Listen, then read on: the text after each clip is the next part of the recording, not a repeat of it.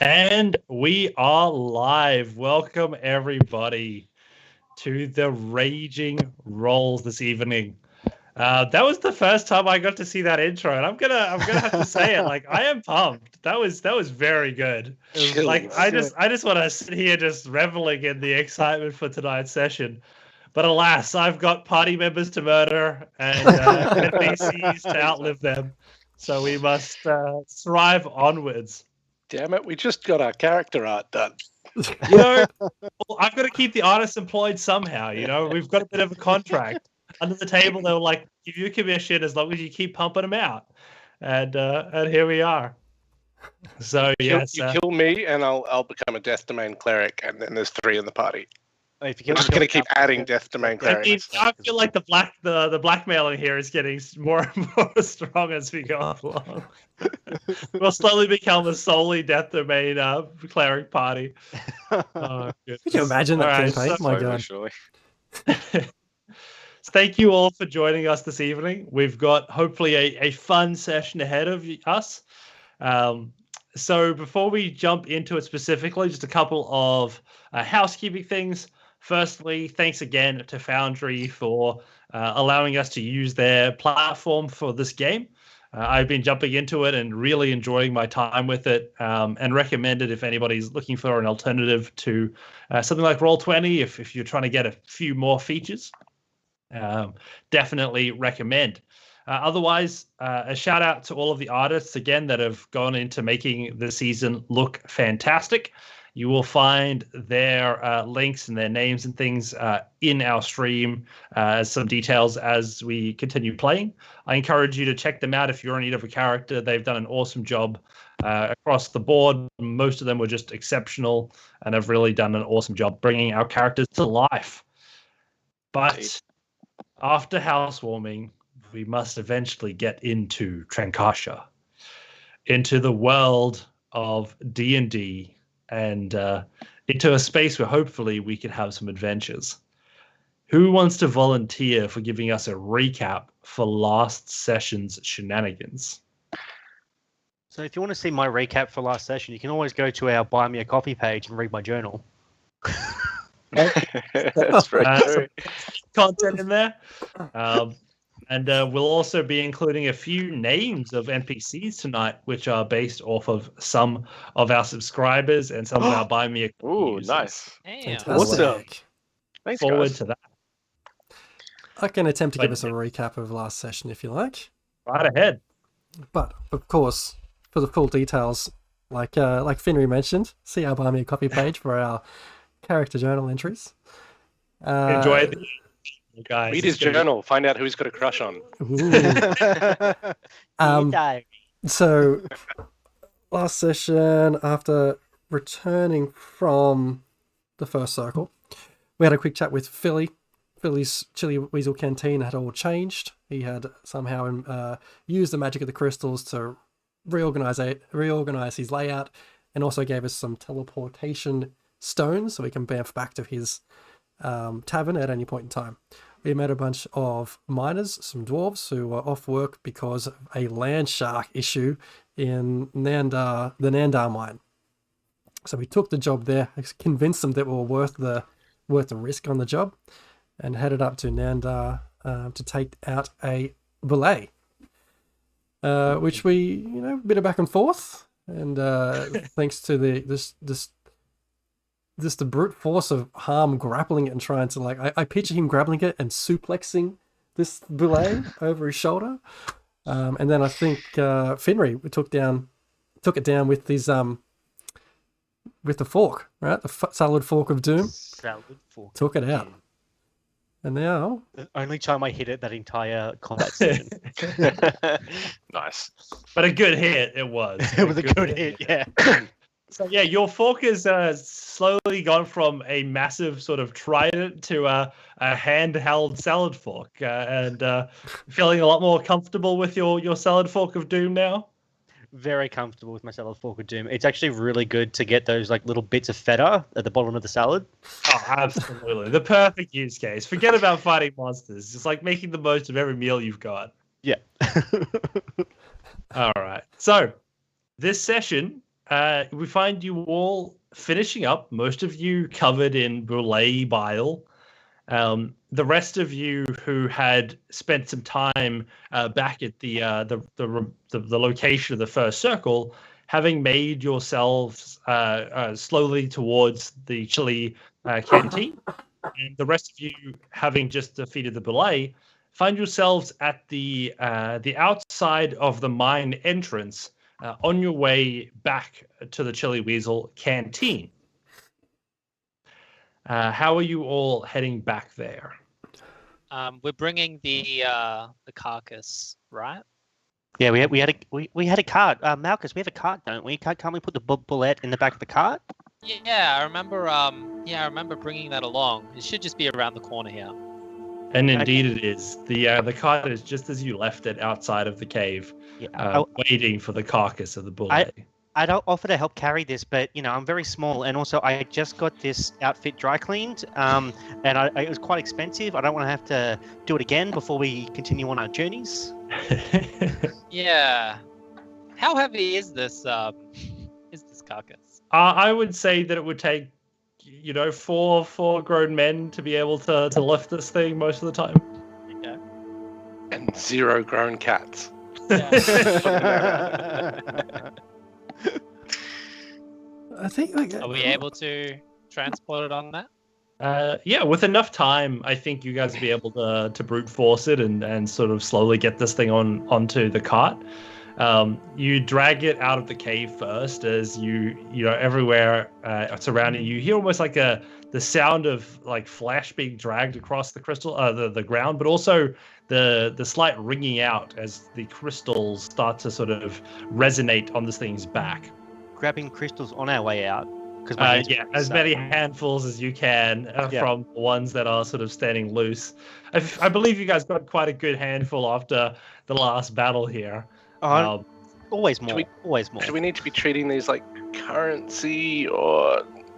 From your experience with them so far that most people that are interested in magic would be willing to make some trade for it. And that's something that's become very true with all of the newer cool items being definitely built from sort of a crystal core. But it's as much as you would, trade batteries for as a currency. They are surely useful in a world with no.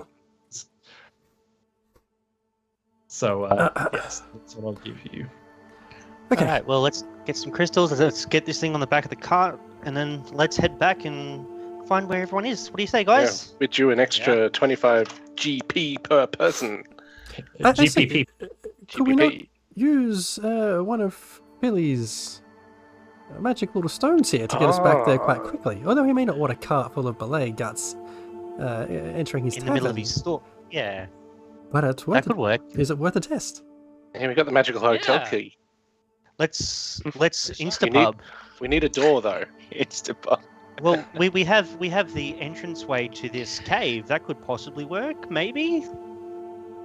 It'd be big enough for the cart to fit through. It would indeed be big enough for the cart. If we're keen, I'll give it a go. And I'm going to walk up and do whatever the thing is to put the crystal in the right spot. As you walk up, this is obviously a hole in the wall. How would you go about trying to create a sort of a teleportation doorway into the space? I get the crystal key card. What's it called? The weasel key, and just try trace it along the edges of the entry as best I can reach. The 3.5 feet I can reach.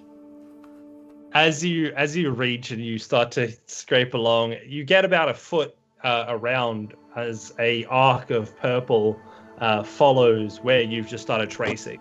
As you get further and further around the entrance, you sort of jump and reach the points where you can around the entryway, and you can see it glows completely except for the spots that you've missed.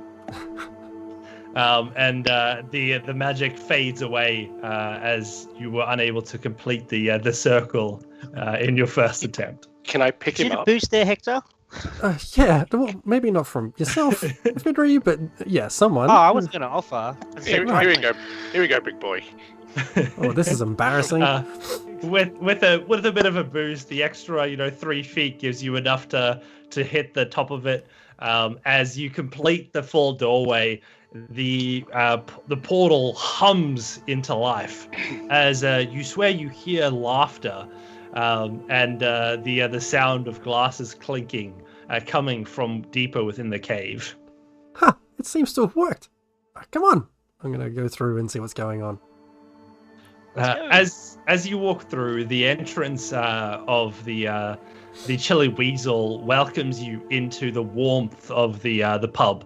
As you see again, the dwarves are enjoying the freedom of not having to work for a while. And sitting at one of the tables, you do see your companions as Flint sits there with Rhea as well. As they both seem to be talking to a human woman who sits with them, dressed in quite extensive, like a really thick dress that goes from her head, sort of from her neck down all the way to her ankles. It is a beautiful sort of teal green color.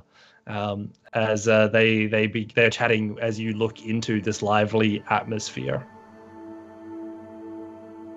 Well, there's Rhea and Harm. I'm gonna, knowing the wagon is following behind me, just sort of strut on over. Hey, is that you, Hector? Yes. Well, welcome back. Did you succeed? Absolutely, we succeeded. Is this Arthur I'm talking to? No, as you see Philly head towards you, he's like, "Well, they'll be happy to know that you made it in record time, I'm sure." I grab a bit of the boule entrails, just whatever's left, and basically head over to the dwarves and just toss it so it makes this loud, wet splat slap onto the floor. As you do so, the entire pub just goes quiet. They all look at you, and Arthur stands up and says, "What the bloody hell was that for?" One ex-land shark. I mean, surely you could have chosen a better part of it to show us proof. No. I mean, there's a whole lot more in the back of a cart if you want to look. But... Well, boys, it seems that we have to go back to work now. And you hear most of the rest of the men go, "Oh, just enjoying myself a nice beverage every day for the last 2 days." And enjoying this game of D&D. I know. We were having some fun with the tabletop role-playing and some dice rolls. But alas, every good thing has to come to an end. It'll be Thursday again soon, boys. And they begin to sort of wrap up as they realize that their vacation is over. And you see Philly look over to you and he says, "You could have at least let them know that it was going to be coming in a little while. You couldn't have broken it that quickly. They could have had at least another 3 drinks each before you kicked them out." Well, before they go, actually, Philly, I'll head over to Arthur. Hi, Arthur, is it? I'm Finry. Did you know that our good man Philly here has come up with an ingenious invention that can transport you from your mind here whenever you want? He's given us all keys. I'm thinking that the lads would be definitely enjoying the ease of transport. The walk was cutting into our productivity. Now I can work them an extra, 2-3 hours a day. And they'd still be getting the same amount and still be able to come home to their wives. That is fantastic. Well, I see you're aware of it. If that being said, just before you go, though, I believe there is the subject matter of another 25 gold pieces for everyone in the party. Indeed, I've left it with Philly over there in case we weren't around and you managed to scrape yourself back here. If one of you survived, I thought one of you should at least have a little bit of gold. If all of the rest of you were murdered by the thing. Wasn't actually that difficult. I single-handedly took it down with some assistance from the party. You understand what single-handed means there, lad? No. It means that you didn't have any assistance. I had no assistance when I shoved the salad fork of doom into its right, so gullet. Was that sort of prior or or after the fact that everybody else had sort of joined together as a group, as a party to defeat the thing? Softened it up a bit first. And then I single-handedly took it down after it had been softened up. What do the rest of See? you have to say? I'm not here for glory monger, and surely that's not the run of it. The bards will write many tales Let of them my have their heroic moment, you scoundrel. feats. I think it seemed like a very good reason to bunk off work. You're telling me that there was not much of a threat in the thing that killed probably several of my workers. It was weak. Yeah, well, apparently my workers were weaker, which is problematic. True. You let us know if there's any others that are giving you any grief. Will you be sticking around here then? Possibly, maybe not. We might be going for a trip soon. But I have heard to increase the strength of your workers, all they need is a steady supply or daily dose of fermented goat's milk. The dwarves have known that secret for many years. Puts hairs on your chest. I mean, look at me. Sure it does. Not just any hairs, but in the dwarven folk, the more you drink, your hair turns from hair into iron. You start just extruding metal hairs from your chest. At a certain point, it just becomes one with a stone. Go get that checked out.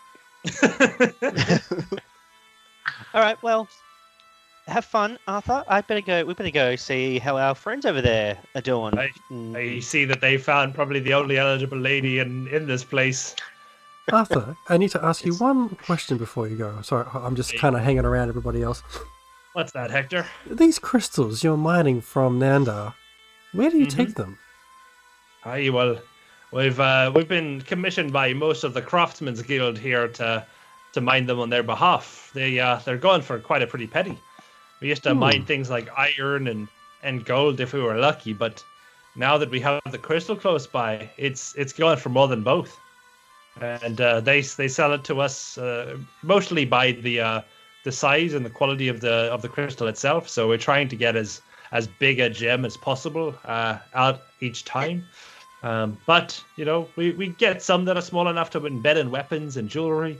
And you've probably seen a few other places around town have come into quite the interesting little items and trinkets that they've been able to accomplish.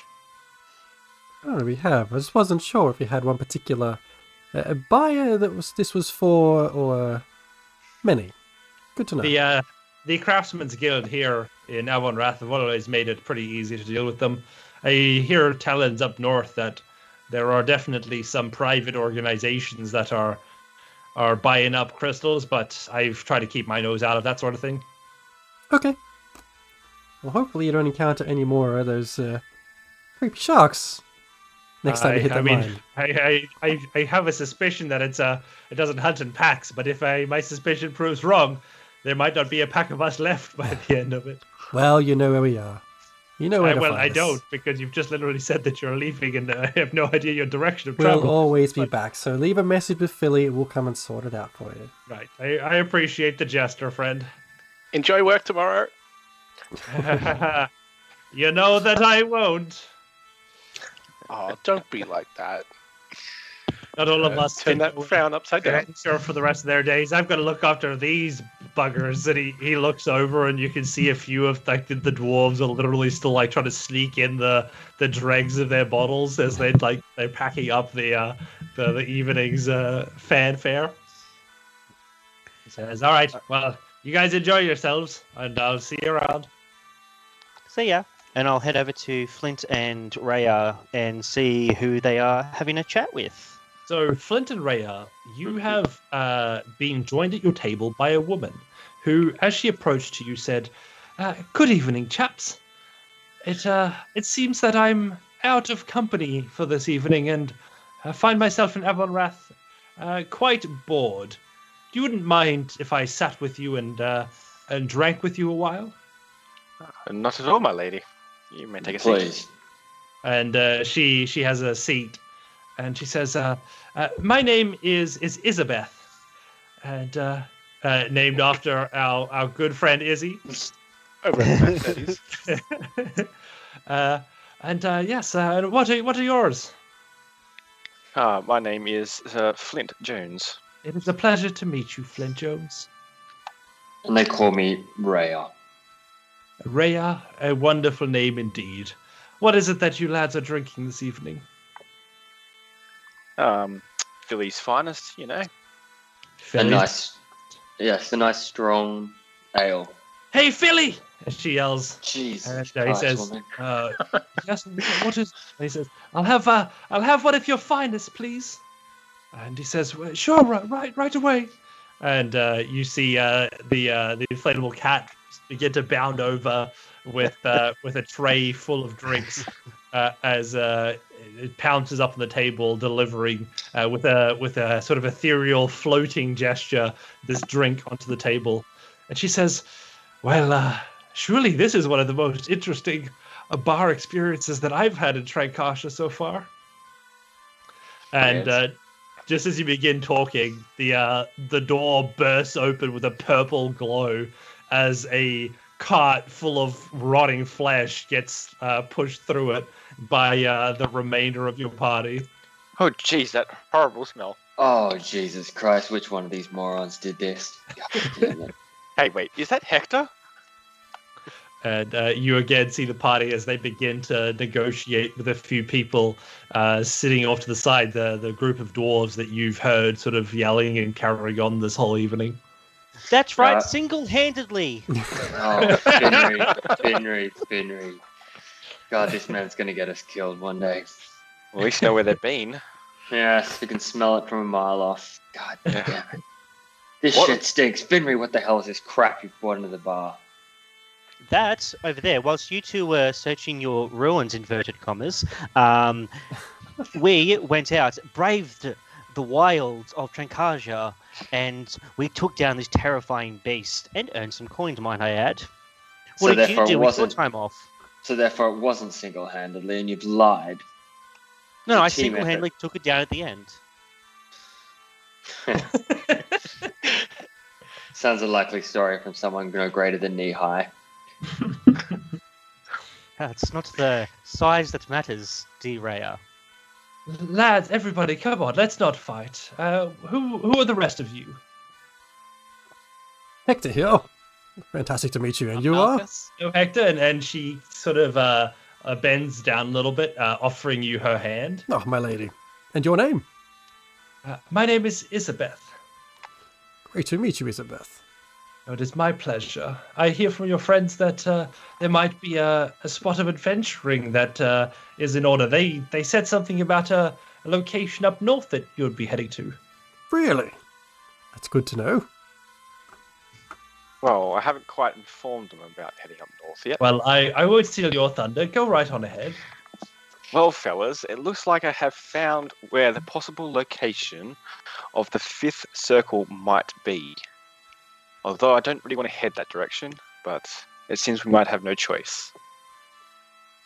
And where is it that we are to be heading there, Flint? Oh, by the way, that's Malchus, that's Harm, that's Asteria, and that's Rafe, is the cat. Rafe Sorry, is Asteria, I didn't see anybody by that description. What? Asteria? I looked around for Asteria. You leave it behind.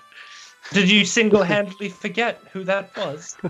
I think I might have. Brilliant. She can stay. Sorry, you were saying? And she waves at everybody. Yes, so I think the town was called Pinemore Fort. Well, I know it as Pinemore Fort. I don't know if you guys will. Hmm. Does that ring any bells there, DM?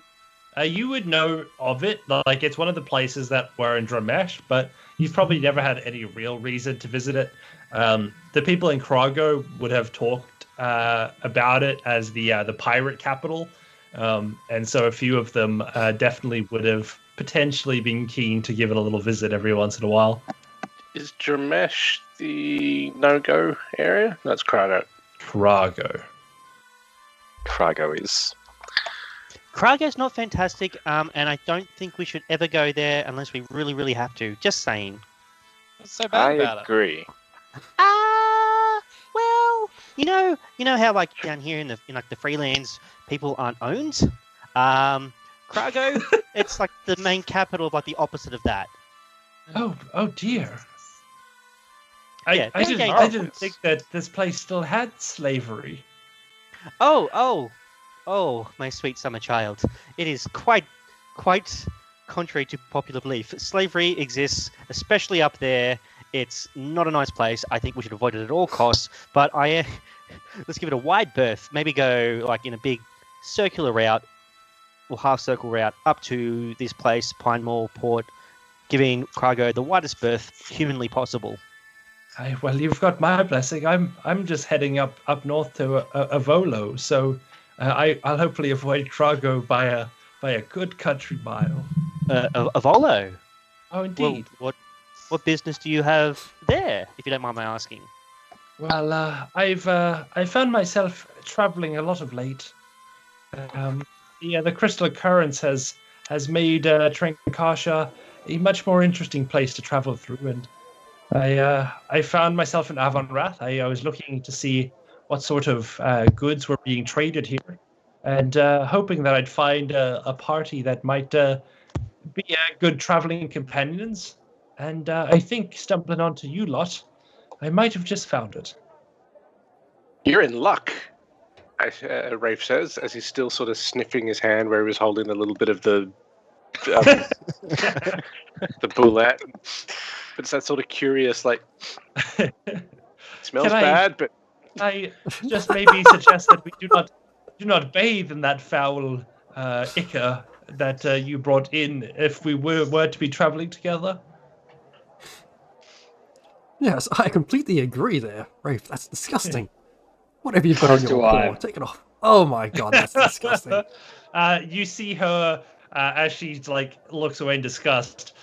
She quickly splays her hand out, and you see just this little blast of power come out of it towards you, Rafe. And you suddenly, with your cat smelling, the intense ability to smell things that most people can't, you realize that you now smell like a bed of flowers in spring. Lovely. Perfect. And Perhaps your I'll hand just that is clear of all of the goop that you had on it. still gonna like. Yeah, now it smells like you smell like a rose there. You swear there was a tulip. Like there's a lot of nuance to the scent. Given how much this is based on my actual cat, he would sniff something awful and then just stare there. He's in heaven. Well, are you guys heading out soon, or will you be staying here a few nights? We can definitely be. I think I just gotta go. I gotta find somewhere.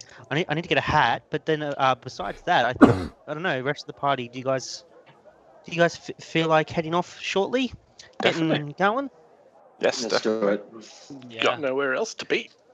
This is true. And what are you looking? How much are you looking to spend to hire our services there, milady? Oh well, I thought having some interesting company would be enough. I don't necessarily need your defense. I'm just wanting to, enjoy the trip. I'm more a tourist than a merchant traveler. I was wondering what the fanny pack was for. Oh yes, this is something of my own design. I realized that there was some need for efficient transport of goods in a way that was secure. And coming up with this thing, I realized that I could always keep a watch on it for those with hands that might look to steal my goods. And she almost looks directly at you, Finry, as she says that. I look coy and innocent.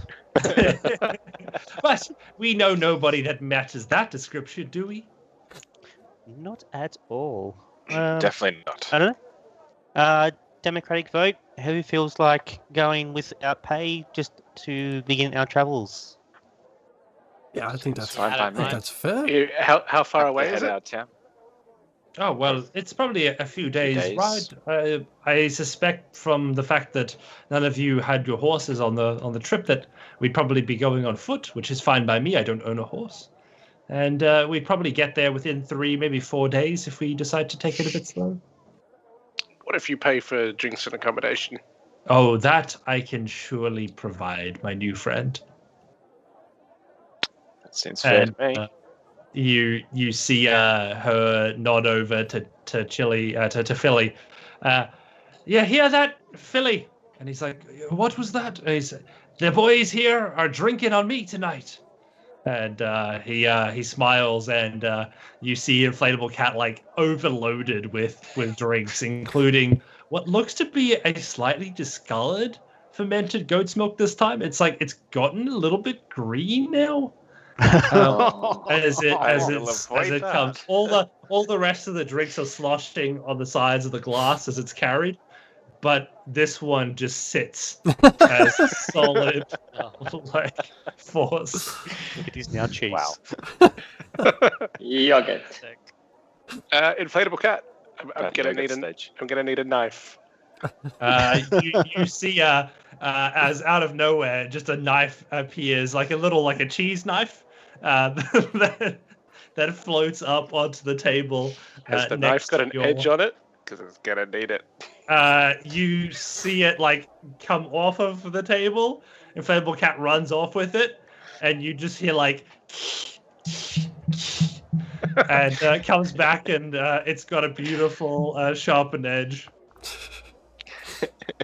I like this one. I like this one. Much I'm just obliged. pointing at Izzy. Well, this has truly been a remarkable adventure.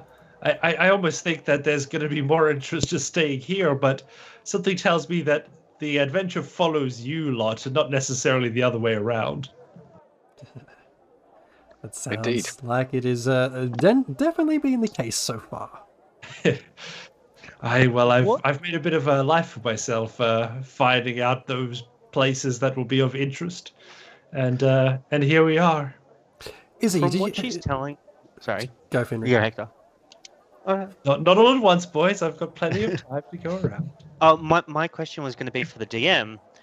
From what she's saying and how she's speaking, her mannerisms and all of that, what's the general vibe of Isabeth?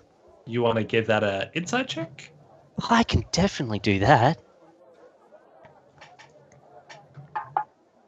As the first roll of this evening. That'd be a 16 on that insight check. Awesome. So as someone familiar with the need to read people as a matter of life and death, you get this impression that she doesn't seem to be malicious, but at the same time, you know from her mannerisms that something is a bit foreign about her, and that it doesn't seem that she's revealing everything to you all at this stage. But we're all immediately endeared to her because Isabeth of the Nat 30s.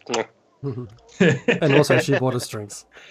And I wouldn't make And her how the villain dare of would this she kill entire us? campaign, would I? No. Okay, cool. Hector, you go. No, first. no. I was going to say, Isabeth, have you come from Avolo? Do you go there often? What takes you there, and have you just come from there, or what's the deal? I've just found myself in Avonbrath, actually. I came by sea. I've heard that Trankarsha has many wonders. At the end of the day, I probably head towards Dramesh. I've heard that the academies of Dramesh are one of the best magic schools in all of Trankarsha, and They surely are. be something to learn. What was that, Flint? I said they sure are. You're familiar with them, are you? I used to study, and I was a professor up in. Ooh. Where was it again? Let me flip kind of Did notes. Waymont, were you at the capital? Yes, that's the one. Wow. Well, if you're the caliber of professors that I'm looking forward to, then surely it would be a wonderful experience. It sure is. It sort of overtook my job, that's for sure. Oh, not really a magic professor then, are you? Not so much magic. I am more history and archaeology. You and I must chat while we're on the road. I myself am a bit of a surveyor of history. and have quite the number of stories that were passed down to me by my mother and her mother before that, which I would love to share if you have a story to trade. I'm sure I have a story. Yes. Well, I look forward to our first campfire then. Very well. Well, do we head off now, Isabeth? Or Let's do we head go. off in the morning? I don't know idea what time it is right now. You've sort of just slayed the thing. It's probably like late afternoon now. You guys probably spent the afternoon getting there and killing the thing, and then coming. But you sort of cut that short. So it's probably like 3 or 4, maybe. I would I'll say say- it'd be I'd best say morning. to leave in first light, maybe. Hey, well, Yes. there's no rush. Surely there's no pressing matter to get there too fast. How No. about we spend the evening getting to know one another and enjoying some of those beverages that I've sort of said that I would get for you all. Indeed, thank you. That sounds fantastic. But first off, do you happen to know any haberdasheries nearby? I myself am not really the hat-wearing kind, but I heard talk that some of the miners had gotten their mining hats repaired. Maybe they would have told Fee where they. Right. Okay. Thank you. I'll go ask Philly, and you guys continue on. I'll be back a bit later.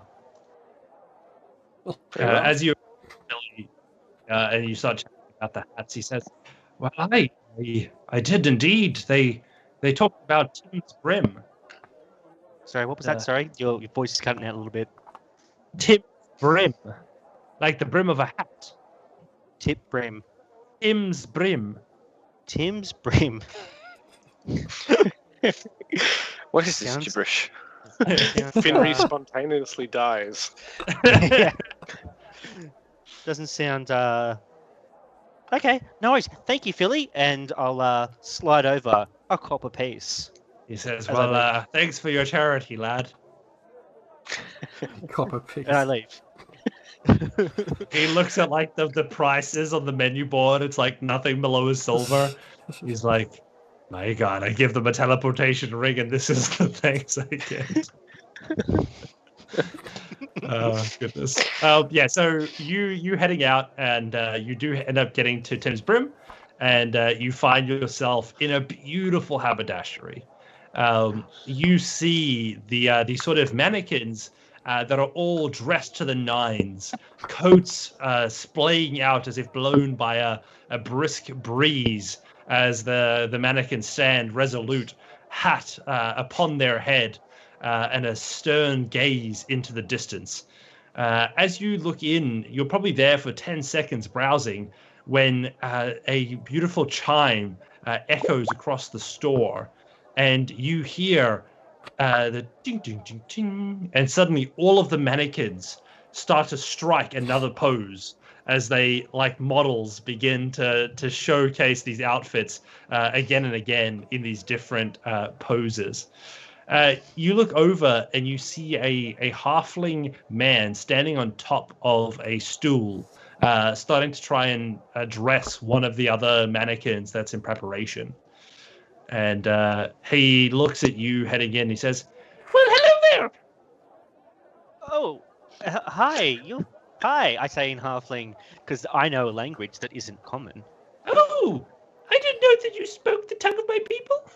I'm also one of your people. Are you from So, I didn't lose my shins in an accident or anything. It's like this is all of me. What do you mean? How are You'd be you? surprised how common it is that people do lose their shins in accidents.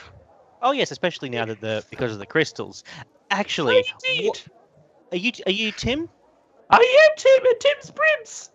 Tim, it's a pleasure to meet you. And I come over and I grasp his hand and give it a big shake, big hearty shake. My Well, name's Finry. Hi, I wonder if you might be able to help me.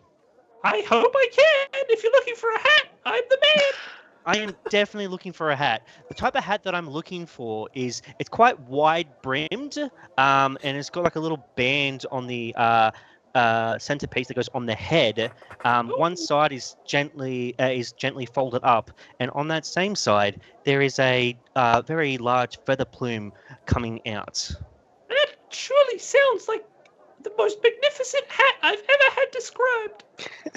And he looks at you and says, do you want to see something exciting? Sure. And he says, I learned this little trick. I found that it helps with my custom orders. And he begins to move his hands around, and you see a tiny hat form in front of him, like a spectral hat.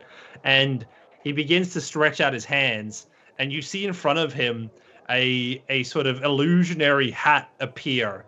And he says, is this the one you're looking for? Something like this?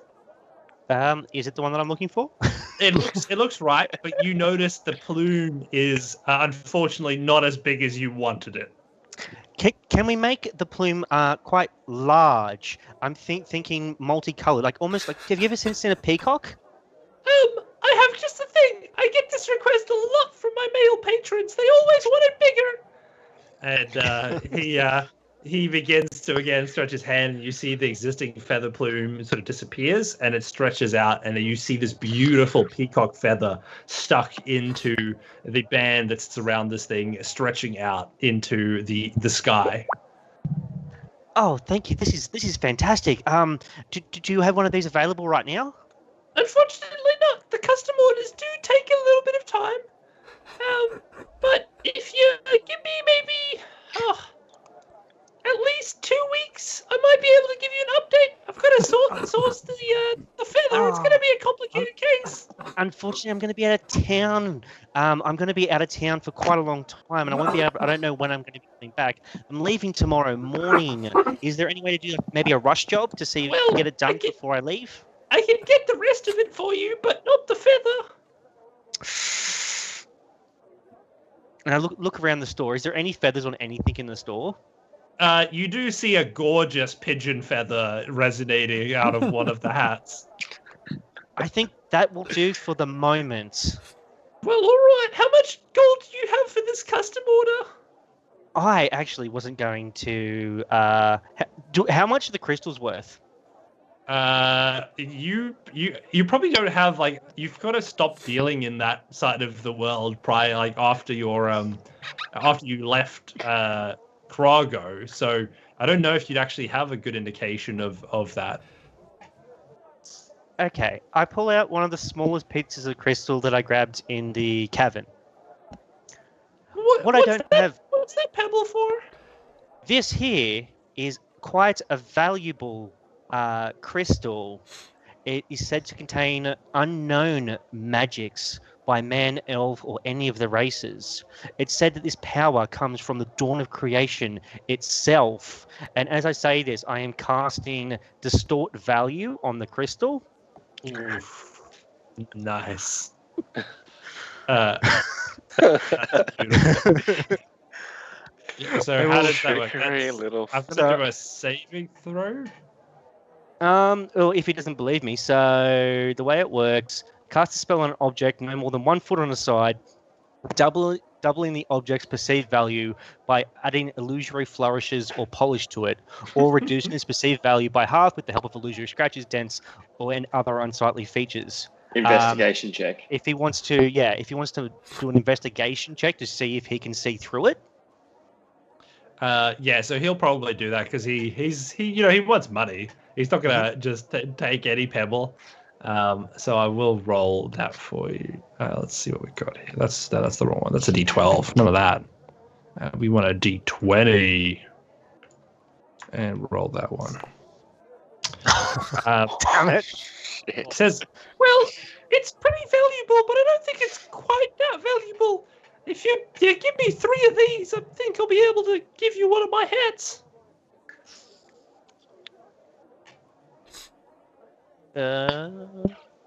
Yeah, okay. And I'll just give him the pieces, and I'll mark off the spell slot. And he says, well, there you go. Take it. Be safe, and don't let the sun get you.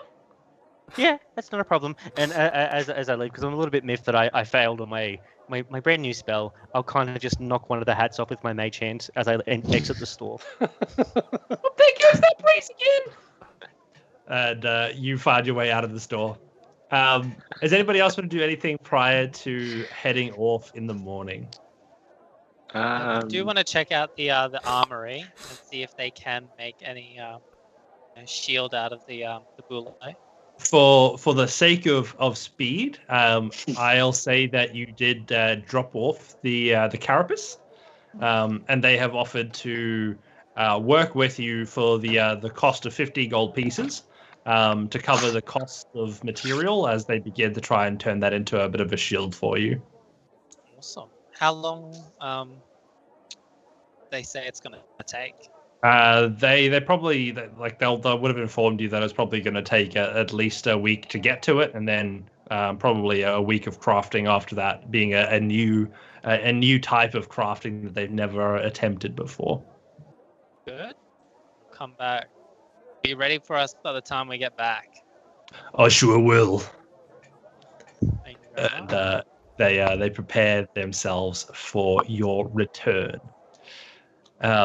Awesome. And yes, thank you. My throat is now buggered. I will You're welcome. I will no longer be speaking for the rest of the session. It will be completely player led, and I will be using a text to speech platform to get this all done.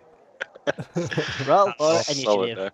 there. As soon as you started that voice with Dan, I was like, oh, Dan's gonna screw him and make him run with this for ages. Like, why? You picked the wrong person to do a voice to. Dan is just gonna run you into the ground. Oh my goodness! I needed to stretch my vocal cords. You know, I've been trying to expand my voice range. Better than I can. All right, so you all find yourselves having a good rest inside of the Chili Weasel Canteen. As always, Philly has been a gracious host. The morning is always something to look forward to at the Chili Weasel, where in this particular case, what they've got for you in the morning is a minced meat that has been seasoned with the most seasonal chili that you can imagine. And they've actually taken that and baked eggs into it. And they've served that baked egg chili with a beautiful loaf of freshly made bread from that morning, and served it up with a glass of the curdled milk from the night before. I just ate. I'm already hungry again. Oh, that sounds amazing. I found a little cafe in Brisbane that did the baked egg thing, and it's Shakshuka or whatever it is. so. I'll take one. He's already given it to all of you. It's Nice. it's not even a question. Just loading up your place with this stuff, and you see Izzy there with you. She says, "Well, this has been a great use of all of my coin. I do sure hope that it was worth it, and that I find an opportunity to make some more down the track. I've heard that you can always work on a farm in Trancasia if you're a tourist, and it sort of helps you with your visa and things. So we'll see how that works out for me. I would be careful. I've heard the pay isn't fantastic. But as a tourist, sometimes you beggars can't be choosers, you know." Very true. You could drive an Uber. Oh, yes, I've heard if you offer your cart and horse, I would just have to probably loan out a cart and horse, but that's an option. I appreciate that. Good suggestion. On that note of great suggestions, how about we wrap this breakfast up and hit the road? I've got to say, I've been very excited to start traveling Trancasia. It sounds like a fantastic plan. Before we go, I would like to have a quick. This is like to the DM, to Hector. I'd like to just indicate to Hector that I would like a private word with him. Noted. And I would like to leave a note for Asteria with Philly, telling her where we're going. Awesome. Philly accepts it and lets you know that he will gladly tell her the direction that you went. I sort of North. bustle over to Finnery and pull him aside as we get up and prepare to leave. What's up, Finnery? What's up? I originally came down south to go to Avolo. I didn't go in there because there might be slight issue with someone that I saw. It was a couple of months ago though, so we should be fine. but I need some help when we get in there. I'm looking for someone. I've got look around to make sure no one's listening. It's just smiling, chatting away to the rest of the party. I've got this book, and I don't know what it says. It seems to be a cipher of some sort, and I've heard there's a person in Avolo who can decipher this for me. Hey, how can I help? What can I do? Back me up. Back you up. Okay. Keep your. So When I talk with the party, back me up with that. Try and get them on board. I don't think the whole single-handedly thing went over as well as I thought it was going to go. I think Raya looked like he wanted to launch across the table and wear me like a skin suit. I don't know. I just get that vibe from him. yeah, probably best to share some of the recognition. Should you be seeking some assistance? But you said you were looking for someone at Avolo. Yes. How can I help you find that person? And who Oh, are they? they be? I. That's the thing, though. I don't know exactly who they are. I know that there is a person. They'll probably be someone who is probably not on the, on the up and up. Just so I probably need the entire party's help, and just because I've known you the longest, I was just hoping that you'd be able to, back me up, be like, yeah, let's go with Finry's idea for this, if it's possible. Okay. Good to give me something to work with here, though, Finry. We got a bit of an exchange here. It's hard to know who I'm looking for, and I'm sure I can get the rest of our group to help you look for someone should the time come. What's the significance of this book you're unable to read? That seems futile to me. So something was taken from me 5 years ago, and I'm trying to get it back. And is it okay if I just leave it at that? It does. It has a record of where this thing went. Okay. So there's 3 things I'm hearing you're asking for assistance with there. Yes. Help finding someone, potentially deciphering and understanding this cryptic book of yours, and retrieving something that was taken from you. Well, the person would be the one who would be able to decipher this book. Okay. I'm fairly smart myself sometimes, but I haven't been able to make heads or tails. It all just looks like gibberish. There's plenty of smart people in this group we're with right now. Was it worth giving it to Flint or Asteria to have a look at? Possibly, but I think we might be a little bit safer also. The less people that know about the book at the moment is probably for the best. I noticed that Flint seemed to, in front of the person we just met, talk about the fifth ring. I didn't know if you guys would have taken note of that, but I was like, here goes that secret, out it goes. And I just think that we should be careful, because we were told like these are possibly ancient magic items, and in this world with magic just like being here now, I think it's going to be a race for power. So we gotta be careful. I don't want anything to happen to you. I don't know so much about the 2 scary fellas, but the rest of them seem pretty on the up and up. Malchus talks to himself sometimes, but I've worked with weirder people. Yeah. I understand. Finry, I'm happy to help you. Keep an eye out where I can for such things as we head into Avolo, and help you where I can. You can trust me with this secret. It's safe with me. Thank you, Hector. And I put up my fist for a fist bump. While you're all chatting, Malchus, you see Verassi standing next to you, and she looks to you and she says, "Well, this is an interesting turn of events." Yeah, what's so interesting? Well, I don't know if you sense it, but that Izzy seems to be a bit of a powerful character. You think so? I mean, I thought sure. the opposite. Yeah, well, I've been around the block a little bit, you know. Well, you're not the first person that has wielded me on their hip. Sure, I'll be the last though. Well, yes, so far you've survived, but we'll definitely see. Just keep your eye on her. Okay. What are you suspecting? Well, I often can see immediately when I should be worried about someone, and she doesn't seem to be someone I should worry about. But I also sense that she's extremely powerful, and everybody that's powerful must have some motivation.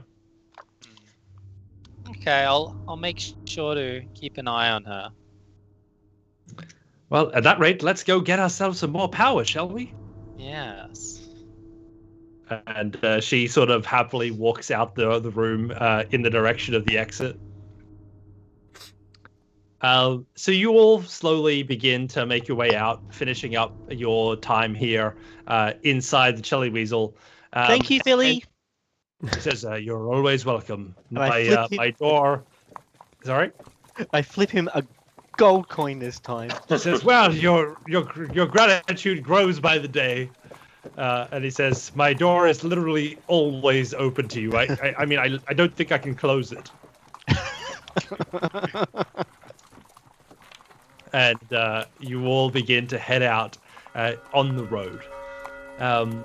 As you begin to travel, it is a pretty straightened road. It's a direct road that's quite well worn between Avonrath and Avolo, being one of the main highways effectively connecting Dramesh to Nandar.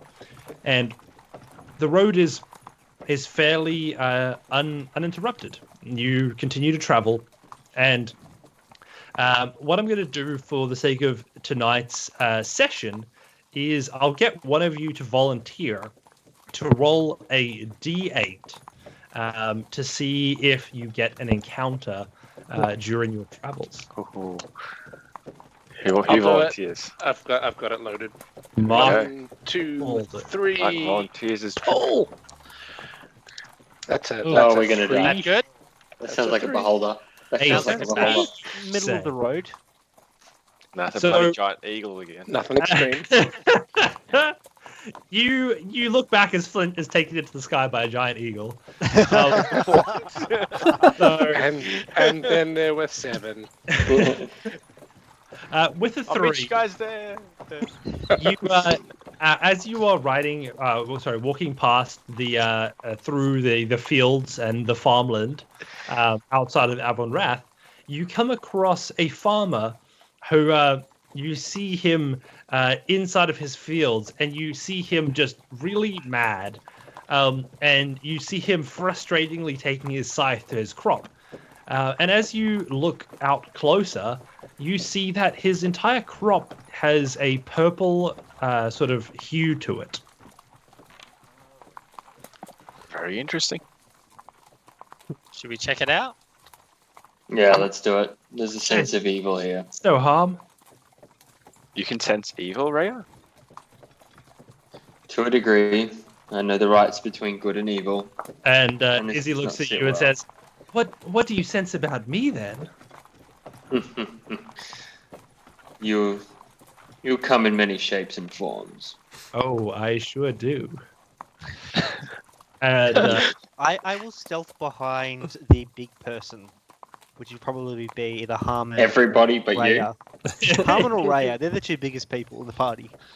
and you see Izzy walk up ahead, and she calls out to the farmer, "Hey, what's the big deal? Why are you so mad at your crops?" And the farmer looks around and he says, "What's it to you lot then?" Good I didn't sir. ask We- anything. He's so rude. Yes, we're just here to help inquire, potentially be of some assistance, but you do not need to speak to a lady that way. I do apologize. Good sir. It's been one of those days. So good sir, explain to me why your crop is looking a beautiful shade of mystic purple. Yeah, purple is one way to call it. Beautiful, not so sure, but I have a suspicion, right? There was a time when all of my crops were fed by the groundwater table. I was able to bore water out of there to feed my crops, and ever since recently I started doing that, I found that the water I was using was doing this to them. They grow like nothing else, and then they go purple, and sooner or later they just turn to dust, as if they couldn't even be eaten anymore. And this is probably my third try, and at this rate, I don't even know if I'm going to be able to keep being a farmer. I've already started having a look at what other things I could be doing with my time. You know, I even looked into maybe going to a Drameshian college. You know, me getting an education, I never thought the day would come. But here I am, farmer for probably the 5th generation, and yet I might be the last. Have you considered using the powder that your crop went into for any sort of medicinal purpose? I have not. Do you think that would be of value? I don't know. There's great stories told of pumpkins that were once used to aid farmers in help. And maybe this powder and carrots. Powdered carrots. But you never know. Have you tried consuming your own crop? I have not. I have not indeed.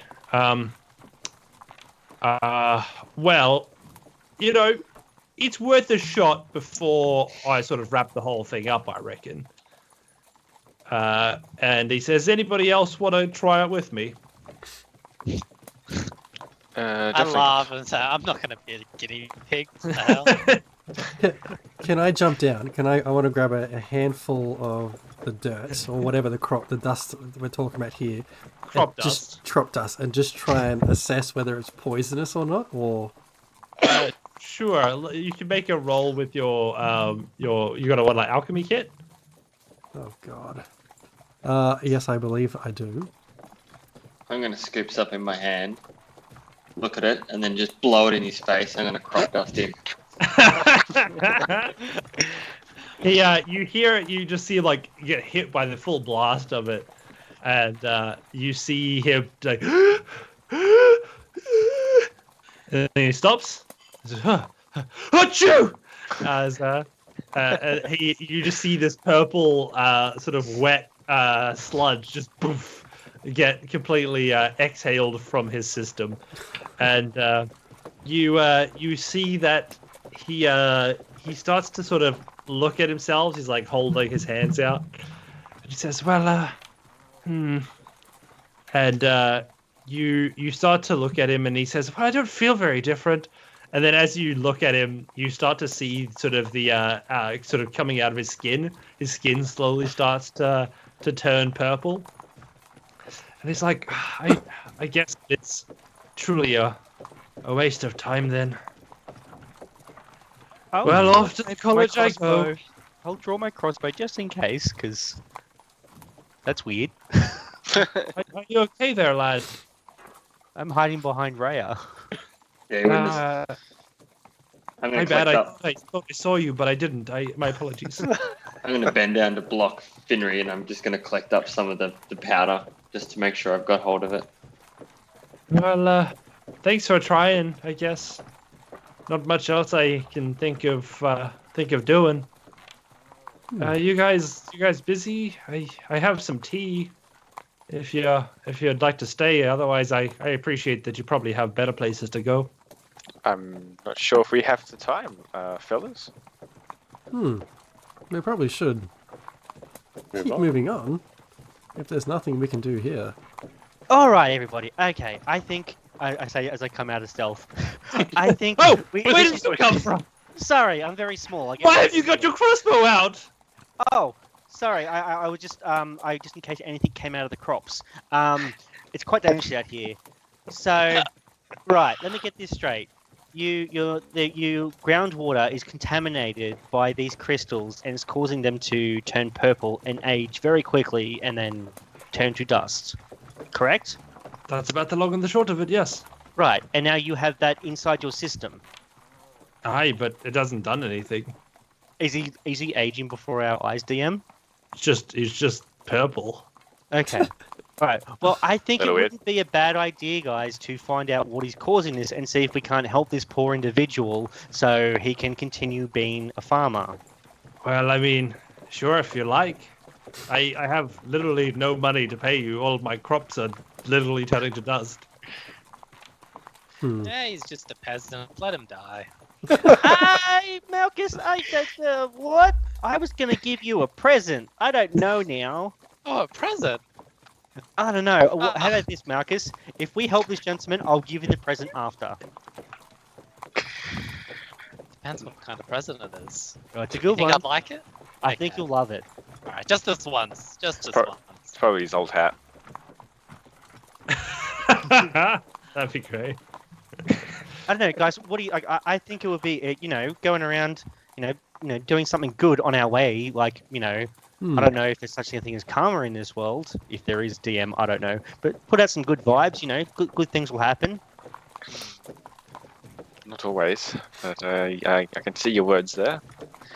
I'll do whatever the rest of the party decides. I mean, surely there's better places than spending our time just blindly looking at this man's crops. We'll find the source of the corruption and see if we can't cure it somehow. Yes, Well, yes, he is Spinnery. glowing himself. We need to find the water. Where's the water coming from? Well, the guy says, well, as I said, it's coming from the ground table. I literally get it through a bore. Would you like to see my bore? Not a Yeah. well. Yeah, sure. Is it a well you have somewhere? Well, it used to be a well. We used to sort of have the thing down, but now we've actually been able to find some interesting magics, and the Farmers Association has been rolling this out across the farms. I'm actually one of the first beta testers, but it's sort of a way to actually do some automated winding of the old winch, and it actually sort of pulls water through pipes and then allows me to sort of pull a lever and it just pours out. It's pretty incredible, actually.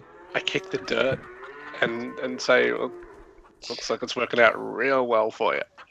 All right. One day, if I end up going in and learning how to do this magic stuff myself, maybe I can be a highfalutin adventurer and start walking around to people's farms and telling them how to be a cropper. Call yourself a cropper? So I've come up with a name for myself. Forget it. I'm trying to rebrand farmer for the new age. In this post-crystal occurrence world, we've got lots of people. We've got adventurers. We got wizards. People calling themselves wizards. A strange name, if you ask me. But beyond that, I think being a cropper is going to be the next best occupation. I'm just trying to create a bit of a brand for myself. Crop duster. I mean, we've definitely had some of that, for sure. Maybe I can rebrand this as You're the. very successful as a crop duster. I'm the best at it, as Exactly. it turns out. Yeah. But maybe I can rebrand this as some sort of a. You know how there's those people that believe that, in science it's not really science. That maybe I could say that this is sort of going to be one of those things that will cure them of all disease, and I can sort of put it in a little bag and have like a fun sort of. Crop dust sort of insignia, and I can say it's all natural and no added ingredients. But then you take all of it away Definitely look at it as and added just sell them an ingredients. empty bag that once held crop dust. The essence of crop dust. The essence of crop dust, yes. Now tell me, surely you've gone and you've studied at the colleges in Vermont. Someone with such great magical prowess as you must be of the college type. No, you don't need a degree for any of that. What? You're telling me No. that's off the top of your noggin? No, it's just make it up. I think you might have a better luck maybe starting a nightclub. A dark room and people glow like you are currently. Sorry, what? What do you mean? And he looks down and he sees himself glowing. He's like, what has happened to me? I guess you just wanted to glow in the dark, but it's bit light at the moment. My girlfriend's gonna have a few words to say when she sees I've managed to turn myself purple. No kidding. Well, this now I'm before- sure you guys want to buy some of this for yourself, right? Nope. No. Nope. What did I say? A gold piece per bag. Be purple forever. Well, yeah, at this point, you guys have the first go of it. You will be purple for an unknown, unspecified amount of time. I think I might pass. I think maybe we'll just have a look at whatever the bore is. It's like a hole in the ground, or I Yeah, didn't so it's kind of like a understand what you were well saying. that's been sort of just piped into, and inside it you see this the pipe leading up into what looks to be a mechanism of some sort of like a box, and the box has a pipe that comes out of it, and you see like a lever to the right of it. Interesting. Is there a opening into the well, or is it all blocked off because of the You still get into it. They haven't put that much effort in, and they've sort of just done the plumbing on top. Okay. Is it currently on, Mr. Farmerman? Sorry, what was your name? Well, my name is, and I've got it written down here. My name is That's a Grapple. weird name. Tattoo it on the back of my hand. My name is, and he looks at the back of his glowing skin. My name is Graffolk. Graffolk? Graffolk. Graffolk. Yes. Graffolk the Cropper. Graffolk the Cropper. Well, with a name like that, you're sure to be an amazing legend. I am now glowing purple. I think my legend grows by the second. You definitely will Alright. become famous with that. My brand will be world famous. This crop dust will be sold to all. Glowing makeup or something? Oh, maybe it could be applied on skin. Oh, Of course, if this does work, we have to get a cut from it. well, no, you've done absolutely nothing. You didn't even want to try the thing. Oh, no, Eyeshadow. you're the beta tester, not me. Yeah, you look and see this thing is basically like, from what he described, if you just pull the lever, the water will pour out of it. Okay, so it's currently off. Well, I think the problem might be coming from underground. I don't know. Yeah, but it's like the water comes from down there. It's from my understanding. That's when he was Right. explaining it to There's us. water down there. So there's, as I understand it, there's like a magic underwater river that just sort of flows. And when we put these holes in there, we're tapping into a really deep river that we cannot see. Yeah, and so whatever the water is coming up from there, there's something making it. When you point over to the crops, go purple, and I point to him, very purple. Hey, watch where you're pointing that finger. I'm just using you as an example. We don't know. It could turn you sterile. It could be really bad for your health. I might not be able to have children. That's I what guess we can sterile always means. return We them. don't know. So I think it would be best to investigate this. If I think that might be the best idea. We could always return later and see how his health is doing by then. Come back and this is out of character.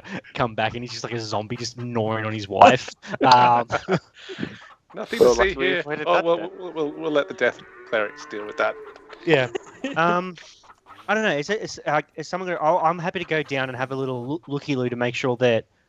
Just make sure you don't contaminate it. It's got to be good for the I'm crops. pretty sure it's already contaminated. Wait a minute, are you going to go down there? Yeah, someone give me a rope. I'm happy to go down and have a look. I guess I got rope in my bag. Yeah. Let's do this. I'll pull it out and tie the rope around him and Let's tighten that tie knot. one off. Awesome. So yeah, you tie it off and you lean yourself over the hole. As you start to back yourself down, you hear Graffolk say, "Now don't be careful not to slip. I am not liable for any accidents you have on my property." Yep, got it. I could kind of tie the rope a little bit around myself, kind of like so there is a little bit of extra support if in case I do slip. And as I start to go down, I'll get to wherever I can until I can't see, because then I'll have to light a torch. to see Hello, further down. darkness, my old friend. Are we Mission Impossible the way down? You manage to crawl down pretty much all the way until your butt touches water, and you feel the liquid that's down here. Oh, it's cold. As your eyes acclimatize, you notice just the faintest of purple glows in the water down here.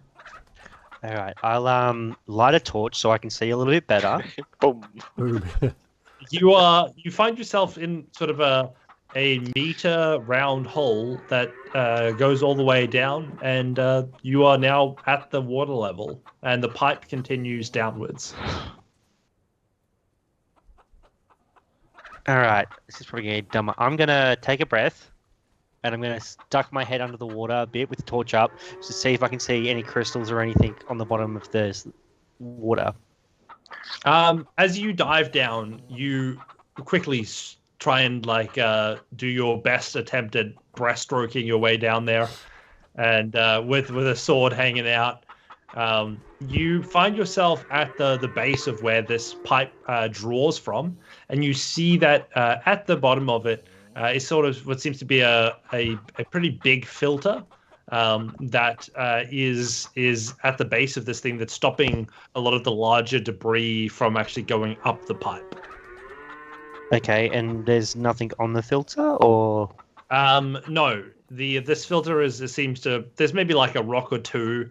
But nothing too bad. Like if you'd be doing this guy a bit of a favor as far as flow goes if you remove the two rocks, but otherwise not so much. yeah, I'll move the rocks, and so the light is coming from the other side of this filter. So the light just seems to be originating from the water itself.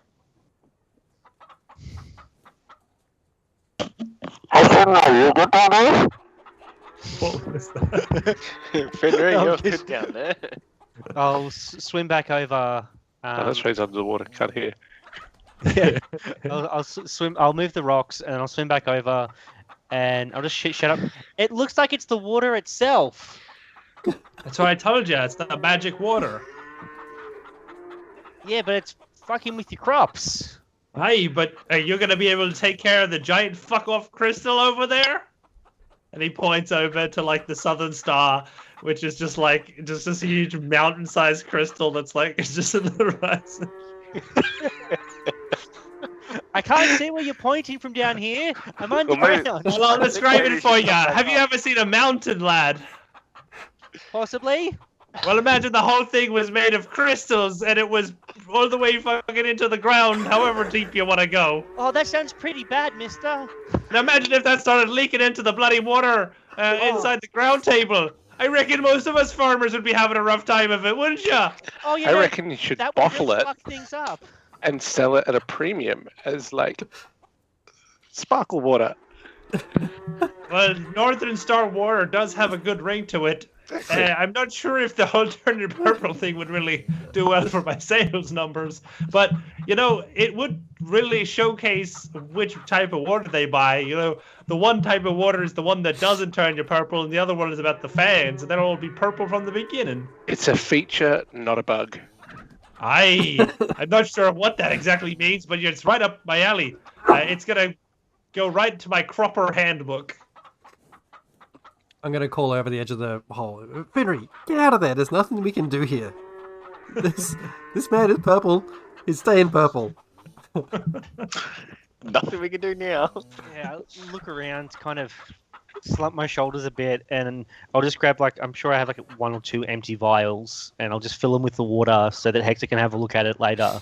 And so Isabeth just chatting up top there, everybody. She's like, I have to say, I don't know whether this was worth any of our times, but I have just enjoyed the lot of you trying to figure out the most basic of puzzles. It has been a joy. It sure has been entertaining. Let's spend another 6 sessions on it.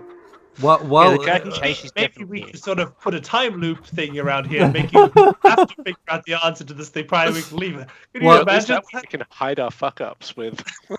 No, we just hit reset. while Finney's trying to get these things in the tubes, I just want to pull the handle next to it. Whilst I'm down there. I don't know what it does. It's like you just hear this thing go on. It just grrr, as it starts to grind up in there, and then you just hear as this thing begins to just pull water out of the well. And Finnery, you feel that suction on your ass as begins to the water That's level how I begins, like it. and you get drawn slowly towards the filter, and you manage. I feel it's pulling. The rope's pulling. So you don't get sucked on by the pipe. What? Turn it off, R2! Turn it off, R2! What did you guys do up there? I hold onto the rope and start trying to pull myself back up. Oh, sorry, Finney. Can we pull you back up now? Yes, please. Alright. I'll start pulling back up. Kid, just in the chat in Twitch, is anybody can explain to me what's happening to poor Emily and being timed out the whole time? Oh, because she did all caps. It Oh, happens cool. every now and then. Yeah, it's right. They're not all caps. They just like timed her out, and I was like, "Oh, that's unfortunate." Thank you for the host, Emily. Thanks so much.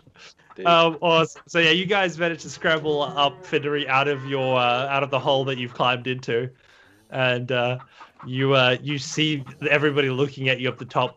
And Graffolk says, "Well, did you find the answer you were looking for?" I found more questions.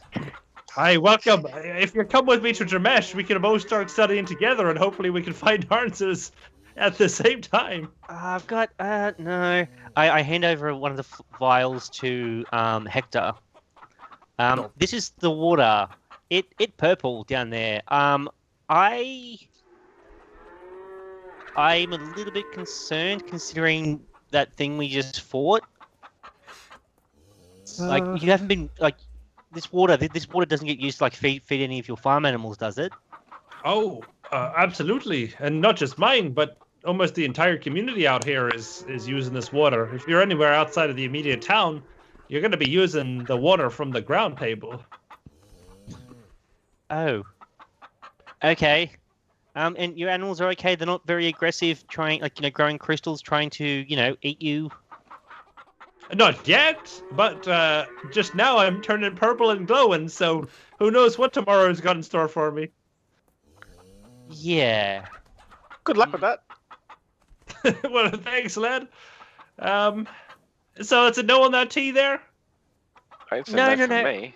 I'm good. I don't think this water should be drunk. Well, I forgot about that, sure. Am I gonna have to die from dehydration? No, just get... Here. I'll water give from- him like a bottle from my pack. I don't need it. Well, thank you. This is gonna last me all of what? A day. A day? Well, that's good. Next time you come through, make sure you bring another one. Indeed. Well, if you hurry up, you can get to where you want to go then if you're going to give up on being the farmer. Go You study. want me to travel with you then, do you? Oh, no, you can go back and supply in town and then we'll continue on our way. No offense, but, you kind of stick out like a big sore purple thumb. Well, at least I'm not sitting over there with big tattoos across my face. And points at Rhea. Oh, oh God. You're going to get killed. Well, it's been nice knowing you, Grimace. Yeah. It's not Grimace. My name is Graffolk. That's what I said.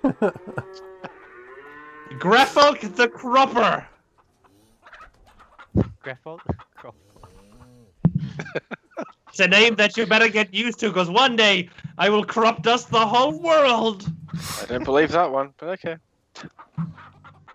And he bids you all a polite farewell as you continue on your journey down the road. He's gonna die. He's gonna get like tumors, and like it's just gonna be awful. He's gonna go bad. Like I've never seen that kind of a transformation so quickly not end badly. But not much we could do for the poor guy. Yeah. Oh yes, Malchus. Yes. Thank you for supporting me in that No little worries. endeavor. I did promise you a gift. What is it? Yes. Oh, it's right here, and my mage hand holds out the cap. Now, this is a very special cap. You see this feather. This is level 1 feather. So the greater our friendship grows, the bigger the feather will get. Wow. Interesting. Yes. Love it. It is. It suits you. You can see that the black very much matches your outfit. I think this is going to make you even more dashing than you currently are. Thank you very much. No worries, and just know you don't need to talk to yourself. You can talk to me. Okay. All right. Lovely. Thank you. I'll just shove that little feather right in my bag. No, you have to get to wear it on the hat. It has to be on the hat, otherwise that doesn't work. Oh yeah. I'll Yeah, and you have to put the hat I'm just on. putting Yeah. it in. You have to put the hat on. Yeah. I'm just checking something in my bag first. Okay. And I'll watch him and wait for him to put the hat on. Yeah. Okay. I guess after about 30 seconds of just awkward silence and just staring at each other, I'll just all right. And I put the hat on. I accept defeat. Put the feather on. Told you it was a hat. Oh, beautiful. So you guys find your way heading off, and eventually it does get to the first night of camping, and Isabeth quickly says, "Would you like to see one of the tricks that I can do with my magic?" Sure.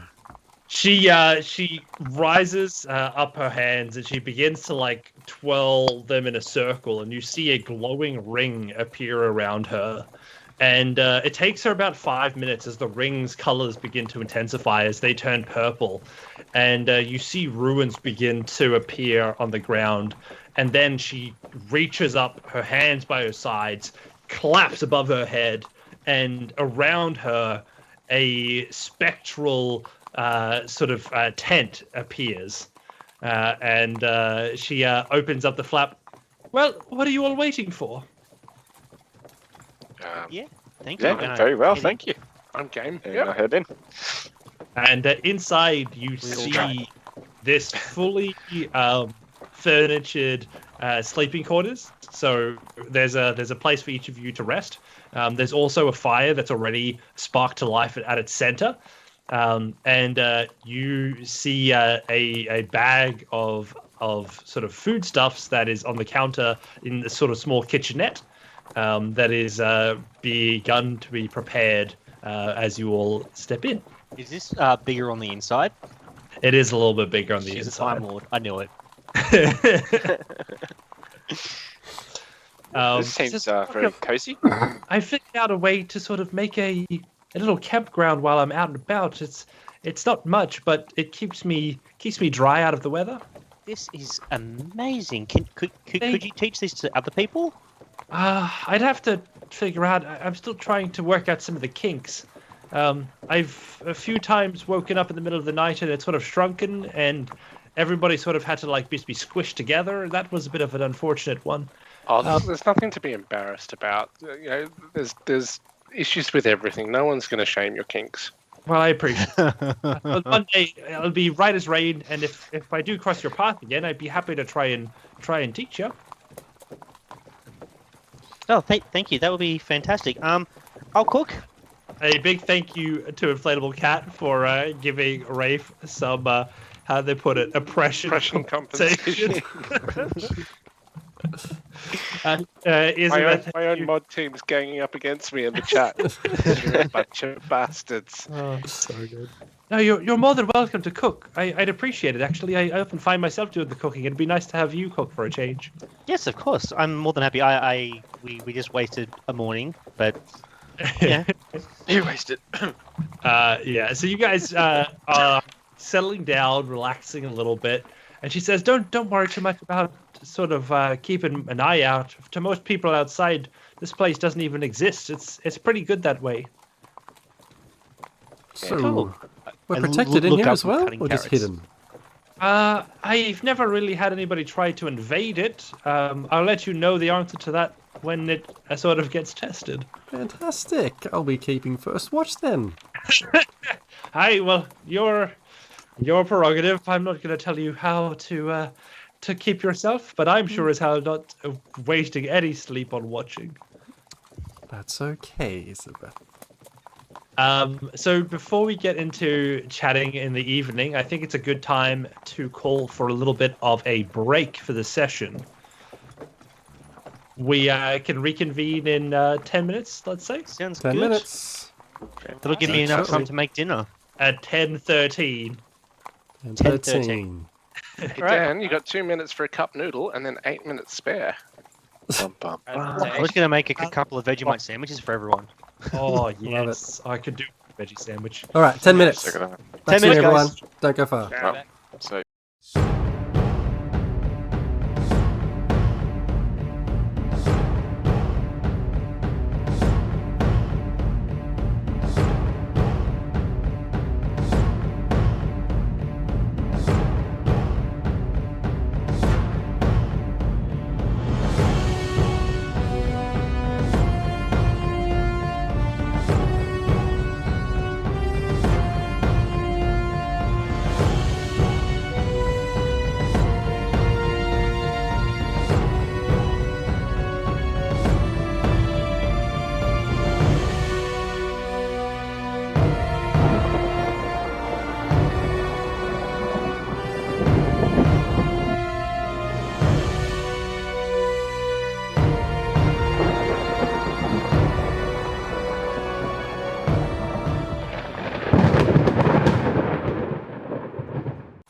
And after a night of rest and relaxation, we find ourselves back on the road. Welcome back, everybody, from the break. we're on the road We've, again. Got ourselves a Road little camping situation with Finry cooking up a delicious meal for everybody, and everybody getting settled in and chatting. It is here where you begin to hear some stories around the campfire. Isabeth begins by welcoming everybody. Well, thank you all for accompanying me so far. It is rather lovely to have company. It's not often that I get to travel the roads with a group of people like you, and you've definitely made it more interesting, to say the least. No, I did promise, though, that as part of my travels, I would share with you some of the stories that I have had told. The one that I'll say tonight is one that I have often heard talked about. Now, have any of you heard that we may not be the only place that exists in this world? That Trinkasha and the planet are only small parts of what may be infinite realms that can exist outside of our understanding. Has that blown anybody's mind? I can see the science in it.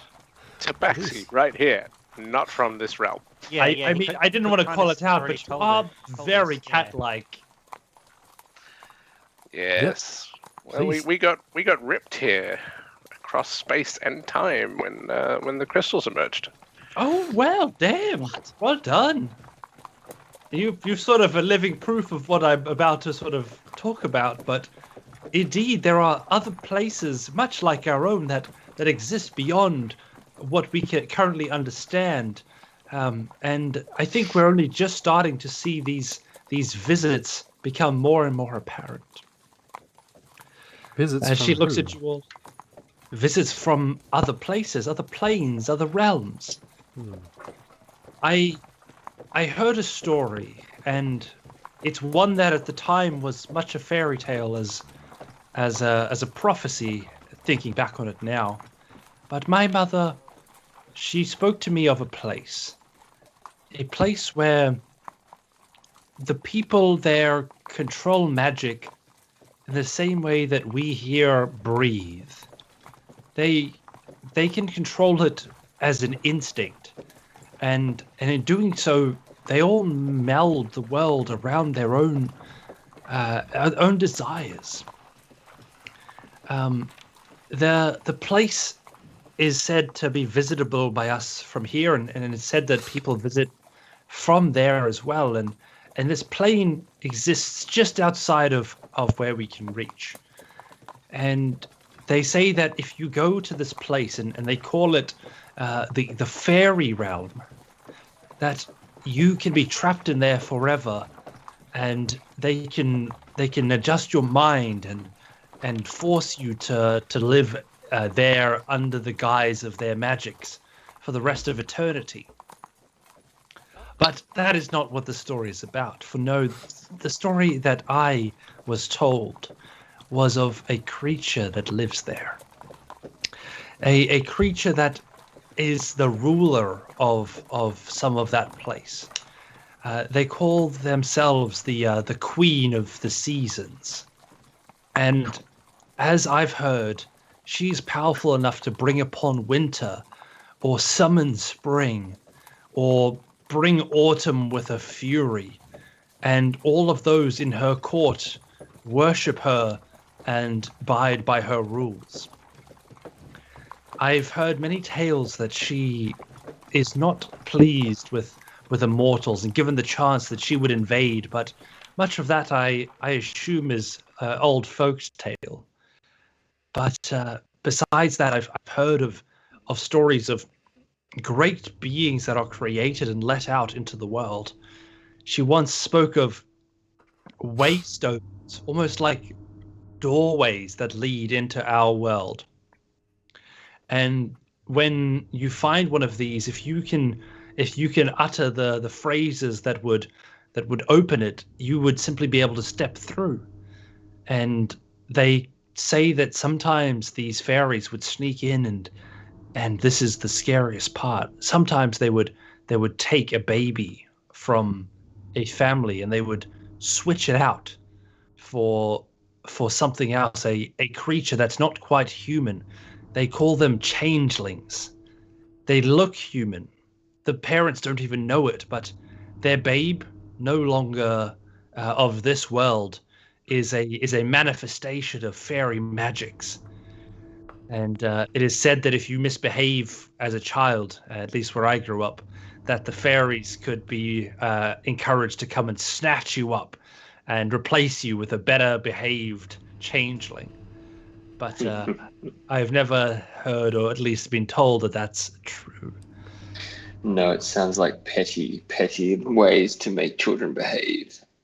Oh, indeed, but I have reason to believe that this fairy realm is very much real. What makes reason do you think have? that? Well, great question. And if we, I think a jinx is in order for the two of you.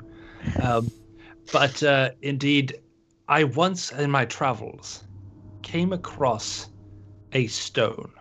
Now, the writing on the stone looked identical to Elven writing. I've seen it a bit, and it's one of the reasons I'm going to Dramesh. I'm actually quite fluent in Elvish. But as I looked at it and tried to discern its meaning, the closer I looked and the more I examined it, the more I realized that it was incomprehensible, and I just could not determine it. And I kept looking, and I tried to write it down, and I tried to draw it, but every time I tried, it was just a little bit out of reach for me. And since that day, I've been trying to find more ways to try and different ways of that kind of magic to see if I couldn't maybe discern the way to read it and to figure out the entrance into the fairy realm. Why would you want to go there? Well, Indeed. A girl has to have some secrets, doesn't she? For you haven't told me any of your stories yet. Wait. Elizabeth, while we're still talking about your stories, where did you say you found this stone whilst travelling? It was besides the road. I stopped the evening for a rest, much like we have tonight, prior to figuring out this cool camp thing. And I went to stop by a tree, which would give me nice cover, and there, embedded within the roots of this tree, was the stone that the roots had grown around, and that's the last place I saw it. But try as I might now, I can't seem to actually recall the location of the thing. Do you have you don't have the stone with you? Oh, it was huge. It was embedded into a tree.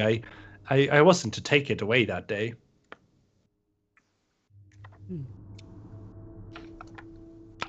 Interesting. Very interesting message. Enough of my yammering. What say you all? What have you seen and experienced during these crystalline times? Well, Don't all speak at once. Come on now. yeah, as you saw, we recently took down a land shark together single-handedly. Yes, the together single-handedly, a great approach. I find that very interesting. And Yes, apparently the teamwork makes the dream work. So, oh, you have that here in your It's homeland both too. a Well, new and improved approach. no, I did. I definitely think that it's more and more interesting. I found tales of my travels of creatures that seem to have been changed by the crystals and have been enhanced by them. And seeing the crops today, I can see that whatever the crystals are doing have a profound effect upon everything, not just us humanoids. Yes, especially the animals. they turn people purple. It does. Oh, we did notice that today, yes. Oh, indeed. And we'll see how that poor guy turns around if we ever travel back here again. He's definitely Yes. dead. He's definitely come to kill us. He'll be I mean, fine. I give him a diagnosis of maybe like a 50% survival rate. I'm not sure if that's optimistic. We tried. Look, we tried. We encountered someone on the road needing some help with their farms. We tried. If he's traveling the road by himself, he'll probably get taken by that giant eagle. Well, that's. I feel like we've just sort of signed him up for his death. Like, I don't know what to say. That seems like a pretty short-sighted approach. Well, as Well, long I'm as he stays optimistic. He might make it. He might indeed. Right, onwards and upwards. Let's try and focus on the people that will live through this day. Yes, us. That's a good idea. Well, look, Elizabeth, I'm just keen to learn as much as I can of these crystals. The magic they have, the power they have. I'm in the business of crafting very unique and interesting concoctions, and the more I can understand them, the more interesting and unique items I can create for my customers. Well, you have that vial of water there that I gave you. I do, Finry. Thank you for gathering that. That But- should be a good medium for magical enchantments and potions, I imagine. Yes, once I have some extra moments to myself to ponder it, I'll see what I can come up with. You could even call it a potion of purpling or something along those lines. Potion of purpling. Have you ever thought of marketing? I dabble. I'll keep you in mind, Isabeth. I'll keep you in mind. So you guys all keep chatting the evening away and sharing a little bit of bits and pieces, and she continues to share about the fairy realm and the little rumors that she's heard, not really giving too much else away from what she said. But eventually it does get late, and you all find yourselves resting very comfortably inside of her camp. I made Lovely.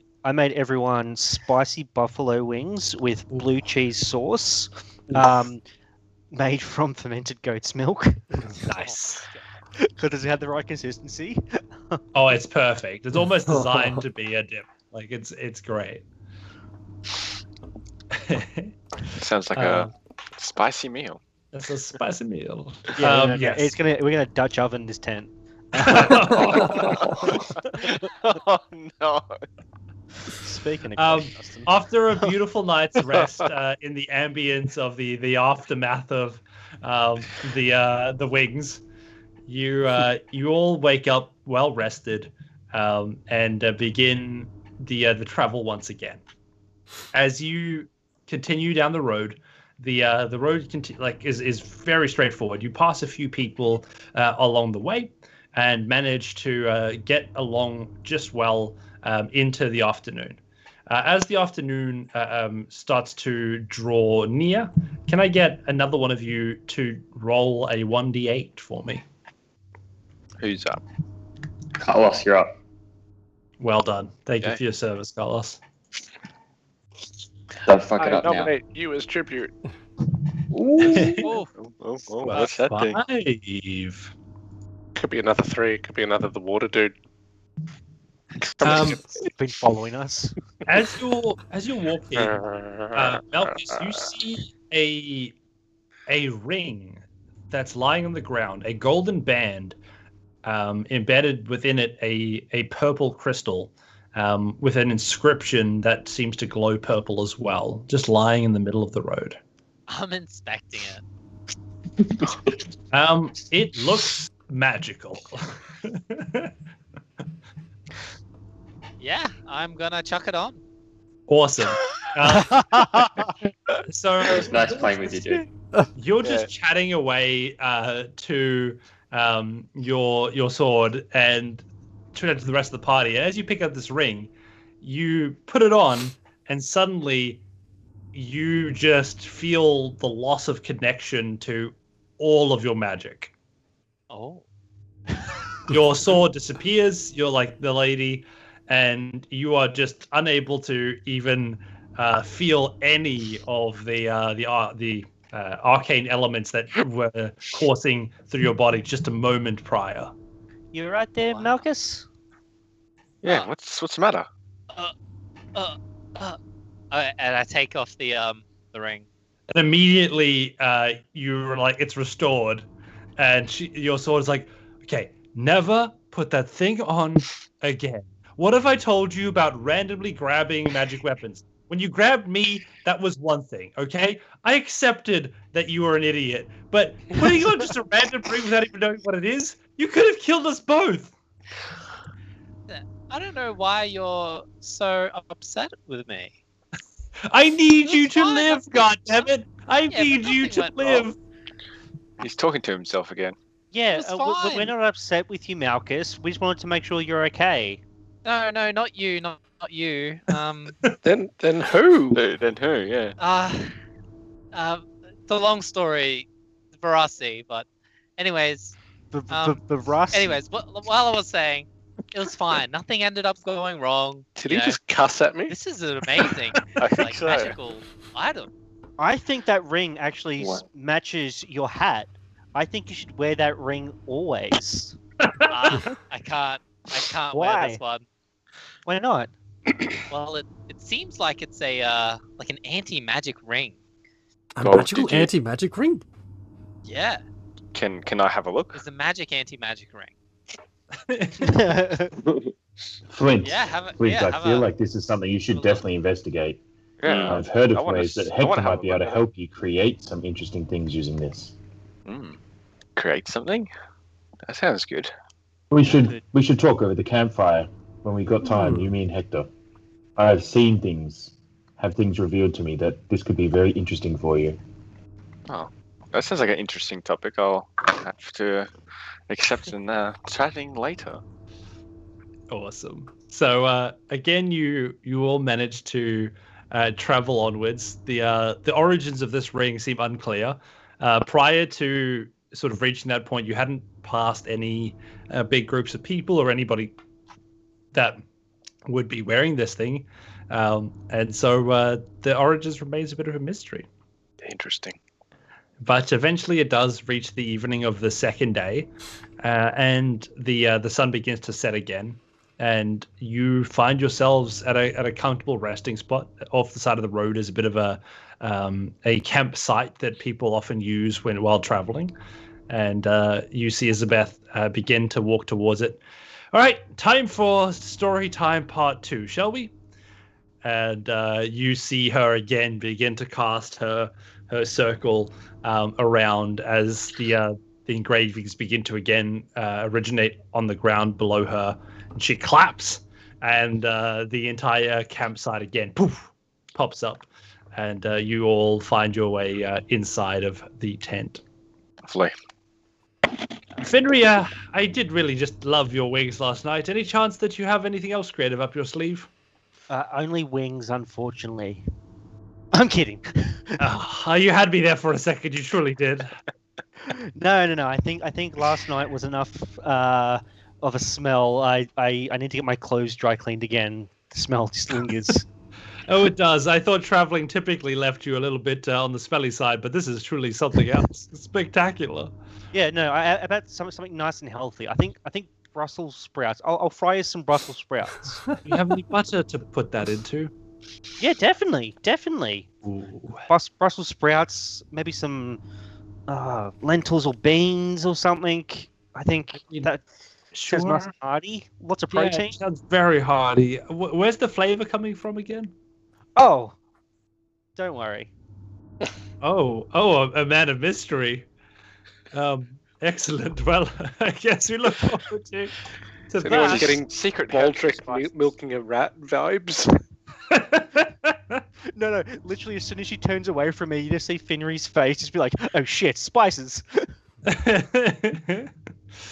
Awesome. So again, the evening passes without too much concern as you all find yourselves getting very comfortable. She ends up being quite a excited host and seems to be really enjoying chatting to you all. And she tells you of her home and how she was raised to with a healthy respect of the arcane, and even prior to the crystal occurrence, her mom taught her that magic was in various ways real, and that there would come a time again when she would be able to cast fireballs like the wizards of old.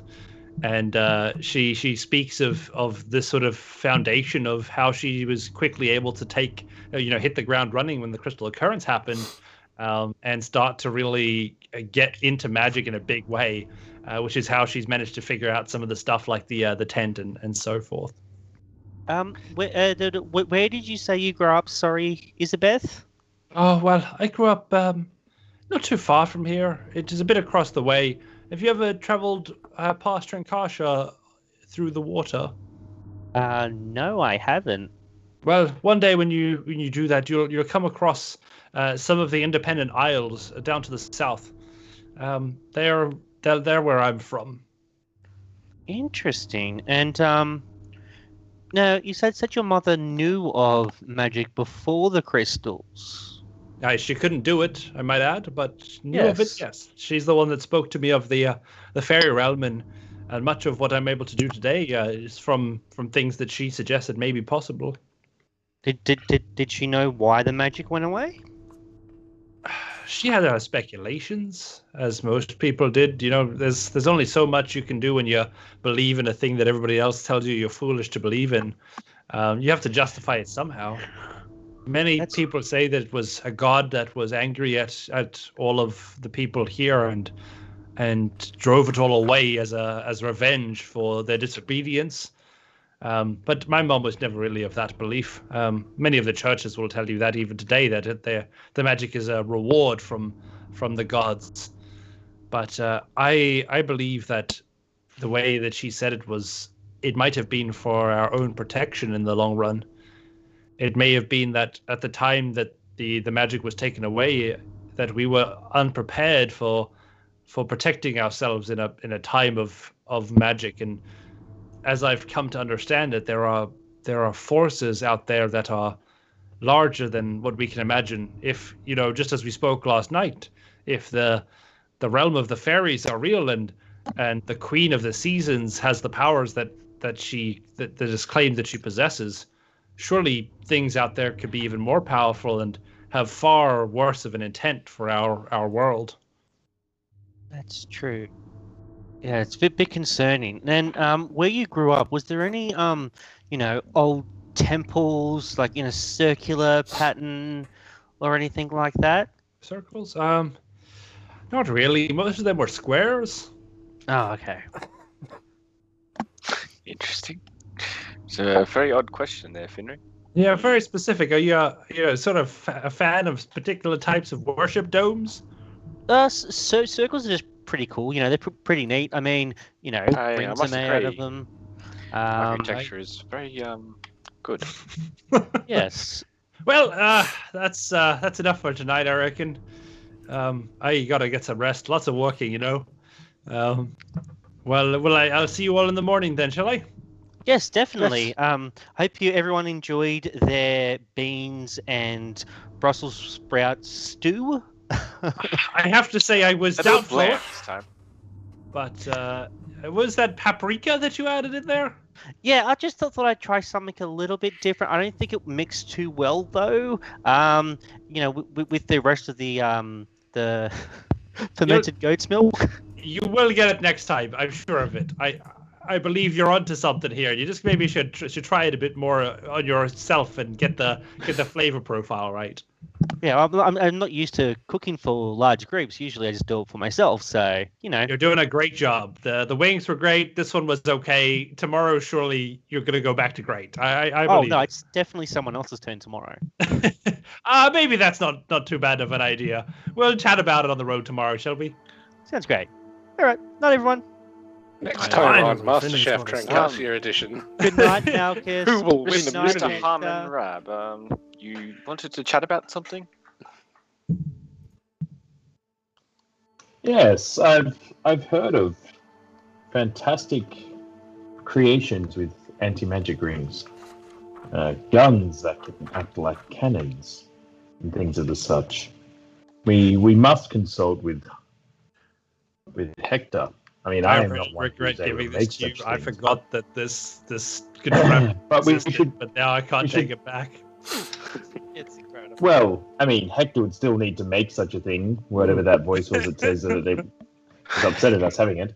But I feel that this is the sort of thing where we could definitely investigate Hector's capabilities of making such a weapon. But essentially, we would take the components of a cannon and put it in your hands. Such a thing would obviously be extremely dangerous, but if everything goes well when it shoots, if it didn't blow up your entire, face, it would definitely be a deadly weapon. I definitely agree. Something like my my rifle here in my back. Yeah, something like the rifle on your back, but loaded with exceptionally powerful ammo. I wouldn't mind actually figuring out something to make some more ammo, actually. I'm starting to run a bit low. Well, I'd suggest we keep the ring safe, and we'll get Hector onto it once we reach somewhere where he can investigate such a contraption. Very good idea. Yeah. And Hello. as you guys chat and the night wears on, we all go to bed, and you wake up in the morning again, well rested. A very relaxed trip, all things considered. Sorry, DM, just before we wake up, Yes. and it's the middle of the night. Yes. Yeah? I want to do a whole dream sequence. I just want to sit down. Just for no reason, Rafe's gonna go tearing around the tent yowling. Can you bring up a furball to finish the sequence? Oh, that's so good. Oh, okay. You get a point of inspiration for that. That was good. That's the perfect. Awesome. So everybody wakes up a little bit less well rested than prior to that suggestion, but otherwise still mechanically okay. As they get into the next part of the journey. The last day of the journey, as you guys start to realize you've made great time through your travels, you begin to realize that you'll probably be able to make it to a Volo tonight if you push on and make good time. And as you begin to travel forwards, you start to enjoy the rest of the day. You see travelers coming from a Volo heading back to Avonrath, and a horse and cart several times going past you on the way to a Volo that are faster than you with their horses. And you begin to make some good progress. It is around mid-afternoon when in the distance you see a caravan parked in the middle of the road as you approach. Walking a little bit closer, you see a man in front of the caravan, blocking the pathway for them to sort of drive forward. What are you all doing? But I was just going to switch you to a map for no reason. A map, yay! Okay, we have maps. So he's just parked his caravan just across the way, and we can't get past. Correct. I'll yell out, Bloody "Hey, grey nomads. move your shit!" So yeah, Arm you wanders up. you hear as you walk closer that everybody is still in the caravan, and the guy in front is sort of looks around to look at you guys. He says, "Well. Looks like we have some heroes here today trying to step in to my catch." Your catch? Oh, I'm going to hide. As I'm gripping my pistol. Harm just walks up to him like with his book in his hand and just asks him for his name. Good sir. 23. What is your name? I'll be keeping that to myself if I have my own freedom at stake. Just scrolls a couple of pages. If your name is Redron Stitched, tell me immediately, else you will suffer dramatically. I promise that regardless of what my name is tonight, you all will be suffering if you do not abide by my wishes. And whilst this is happening, I'm going to make a mage hand appear out of Harmon's book. And using telekinetic, I'm literally going to grab the guy and just chuck him out of the way. I don't think you have the strength to chuck a full dude with mage hand. You might I be able to can bitch use slap him. telekinetic. You can certainly also try. To shove a creature, I can shove him out of the way. Okay, cool. Strength so saving throw of 2. no. What is it? What's this bonus? I gotta work all this shit out. I'm not used to working this out. Do we have tokens on the map, GM? you can drag them in. You'll be on the whole left side. It's the real Isabeth in the chat too. Hello, Isabeth. Oh, Hi. hi. You're an NPC tonight. I've put you into the game. You're a badass woman who can make tents appear out of thin air. It's great. That's the most badass thing a woman can do is make a 10 appear. I mean, she can also make you smell good. So I mean, we're Oh, making. dude. You gotta beat it. Rob with the shovel. Oh, look, Yeah. wait till she does Meteor Storm or some shit in the next couple of rounds. Yes, It's you gotta like- do a strength save of 13. Otherwise, I shove you 5 feet out of the way. Awesome. So I got a nat 20. So he laughs at you and he says, "You realize that you've just angered a man that's got 15 bows drawn pointing directly at you, right?" What did we do to anger you? The fact that you are only a man is really not a concern. Oh, one man is nothing concerning, but what does 16 men against you seem like as far as odds are concerned? Yes, but we have Isabeth. Inconceivable and Can I shoot my bow from my crossbow from my So hero does- position at him? Does that mean you're a bandit? Sorry, did you say you're going to shoot your crossbow at him? Yep. Sweet. So, what I'm going to get you guys to do He is. Roll for initiative. Oh man. Do I get my thing off first, or does? He was very much prepared for you to. But I was also hidden, so.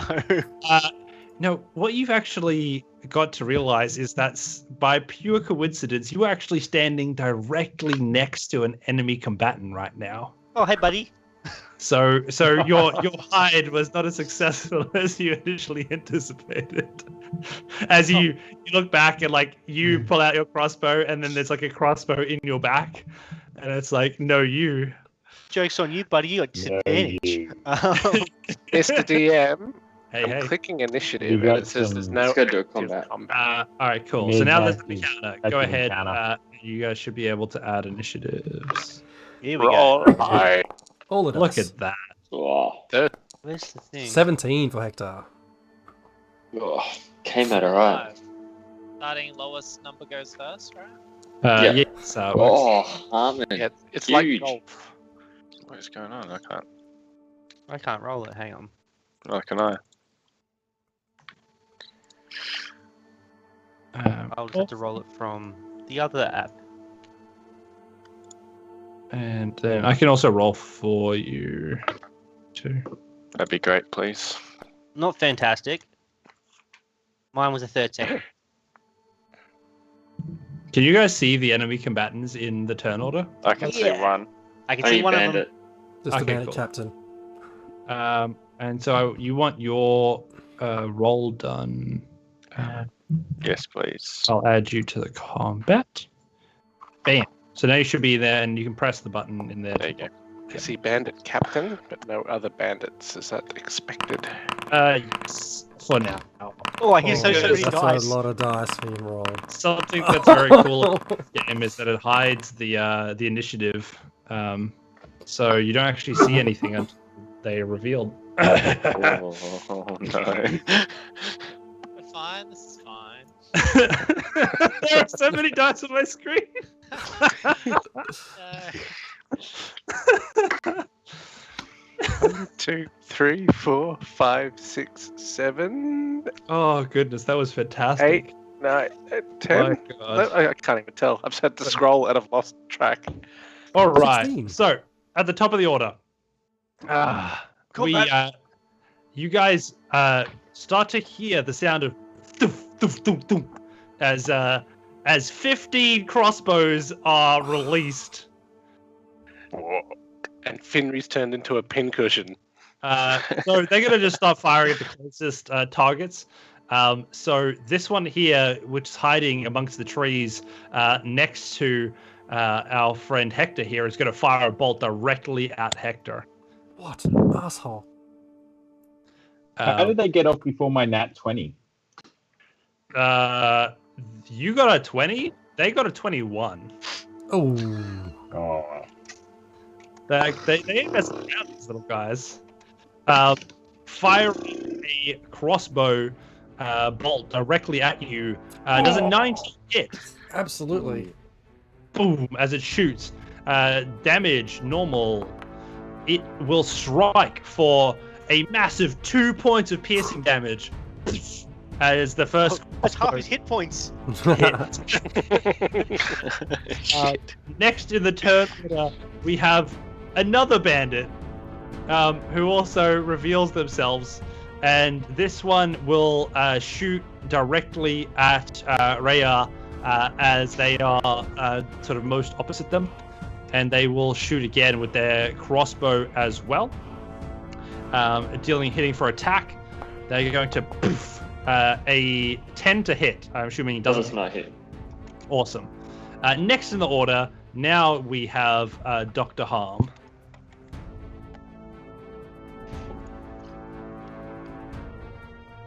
You are muted. of course I am. Of course I am.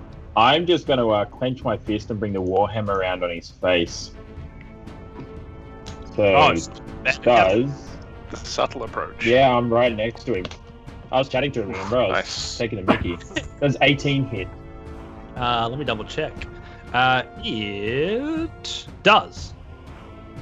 Oh, fantastic. We're going to be here for a while. The first thing I'm going to do is actually hit him with the mace. So hit him for 7 bludgeoning. Awesome. He takes it. The fun thing is, though, I'm going to use... When a cleric hits with a creature with a melee attack, the cleric can use Channel Divinity to do an extra necrotic damage to the target as part of my Touch of Death. Ooh. Yes. So the damage is 5 plus twice my cleric level, which is 2. So 9 necrotic damage on top of that. Nice.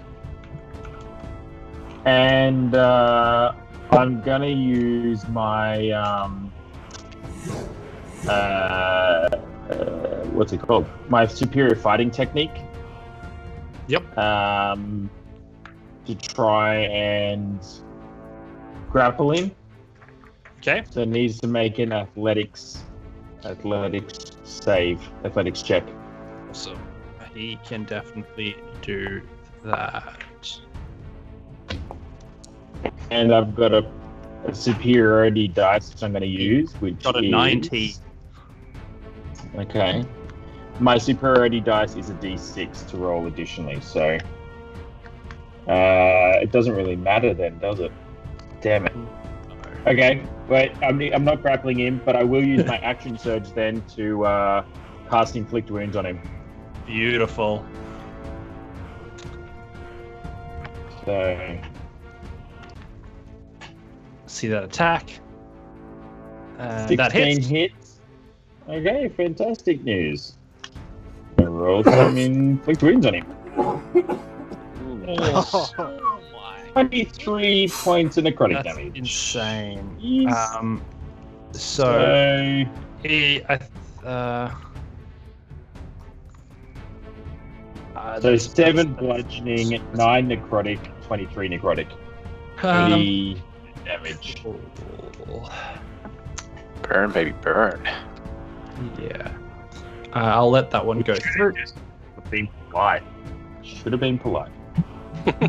Yeah, he's like, whoa, that really stings. If the name wasn't in the book now, well, too late, really. Says, yeah, you know you hit like a truck, right? You hit like I've just been ridden over by 2 horses and a bloody caravan. We're in the Arrange beginning, that. boy. Bet you he's regretting his choices now. He says, well, let's see how you manage to and get I'm through done the with my- barrage of my boys. Is that your turn? I'm done. Awesome. Good turn. All right. So, next up, seeing you shoot the shit out of him, the one that's next to Fenry, ignoring Fenry, is going to start taking a shot at you. Get the hell away from our boss! And shoots a arrow towards you for a natural 20. Holy crap! Boom, as the crossbow hits, hitting that critical hit die of 7 points of piercing damage. To be fair, you did start the fight. Yeah, you guys did. Like, I'm not even feel bad about this. You guys are the ones that did this shit. The next person who one started is the fight also- was somebody who used a mage hand. Just saying. Mage hand Yeah, that sure. started the fight. The another bandit's like, yeah, step away from him, and also fires their crossbow at you in the same fashion. That is a 15 to hit. No dice. Excellent. All right. Next up, we have Hector Hargraves. Are these guys revealing themselves as they do They- this? You should be able to see a few of them on the map now. see Just one. Yeah. Say 1. North of Okay. Hector. Hector. It actually has like an invisibility thing. Oh no, it just appeared in the chat. That's it. They've So- appeared on in the initiative now. That's all good. I'll pop them Okay, in. there's one. They should all be popping out now. They are indeed. This is the magic of a foundry that you were being promised. This is that. It was Hidden definitely dudes working. everywhere. Hey, look, at least there's no Okay, just a shitty squares drawn on a screen representing a tree. all right. Wow, hot. Uh, Wow. I Hector. love your squares, DM. Just saying. Thank you. Hector, having taken a bolt or an arrow to wherever he took it, he's just going to The flick knee. around the knee. Yep. Get back up and sort of flick his hand out, uncapping a vial and casting Tasha's caustic brew back at that dude above him. So the one that attacked you, Yes. excellent. Go ahead and make that toss. So that's a That is a dex save. Yes. awesome. So let's see how dexterous this guy is feeling. That's a 12. That's a fail. Negatory Ghost Rider. And the damage of that is a massive those dice. 3, Sweet. but also takes 2d4 acid at the start of each of its turns. Okay, awesome. So 3 to begin with. I will let you. Yeah, because it'll be at the top of the order when it takes its next turn. All right. Anything else on your turn? I am just going to. What the heck is that thing? I don't know what I just did there. The square. Delete it. I want to move my dude. So, You'll have to click back into like the people mode, not the drawing mode where you're in now. So click on your guy. Select token. oh my god, I am on select token. There should be like up the top left in your options. There should Yeah. be just like a person icon. That's what I've got selected. The person. I can't delete that right now. Anyway, Good. We'll try and delete that one. I know there's a button to press. I'll dig into that while I hide behind Malchus. No, Malchus, get it. There you go. So that was a measurement, by the way. So you would have been able to delete it in the measurement controls. Oh. Noted. So next up we have Bandit, and Bandit popping out of stealth, seeing the toxic throwing person that's just thrown some goop at their ally, is going to again fire at you with the light crossbow. Pew! As they shoot for Oh, come on. a 19 to hit. Jesus. That gets me. Is that going for me? Was that right? Yes. Yeah, absolutely. yeah, that'll hit. For Oh. 8 points of piercing damage. That'll hurt. Jesus. Damn. We warned you to not mess with us. Oh, just you wait. Next up, we have another bandit. So this one again shooting at Harmon with a crossbow. As it fires across the ground, you feel it whistling towards you and hear the sound of it as it whooshes past with a 10. And then you begin to hear quite a few of these all sort of whooshing past as the other one is also going to shoot at you, appearing from the south, and they're going to as they shoot that one normal, and it's a 11 to hit, also swoosh past you as you are just dodging these arrows left, right, and Just- center. I feel like there's a lot of trees in the way of them. Maybe they should get closer to me and try and have a shot then, I reckon. Yeah. Yeah. Get near me and have a turn.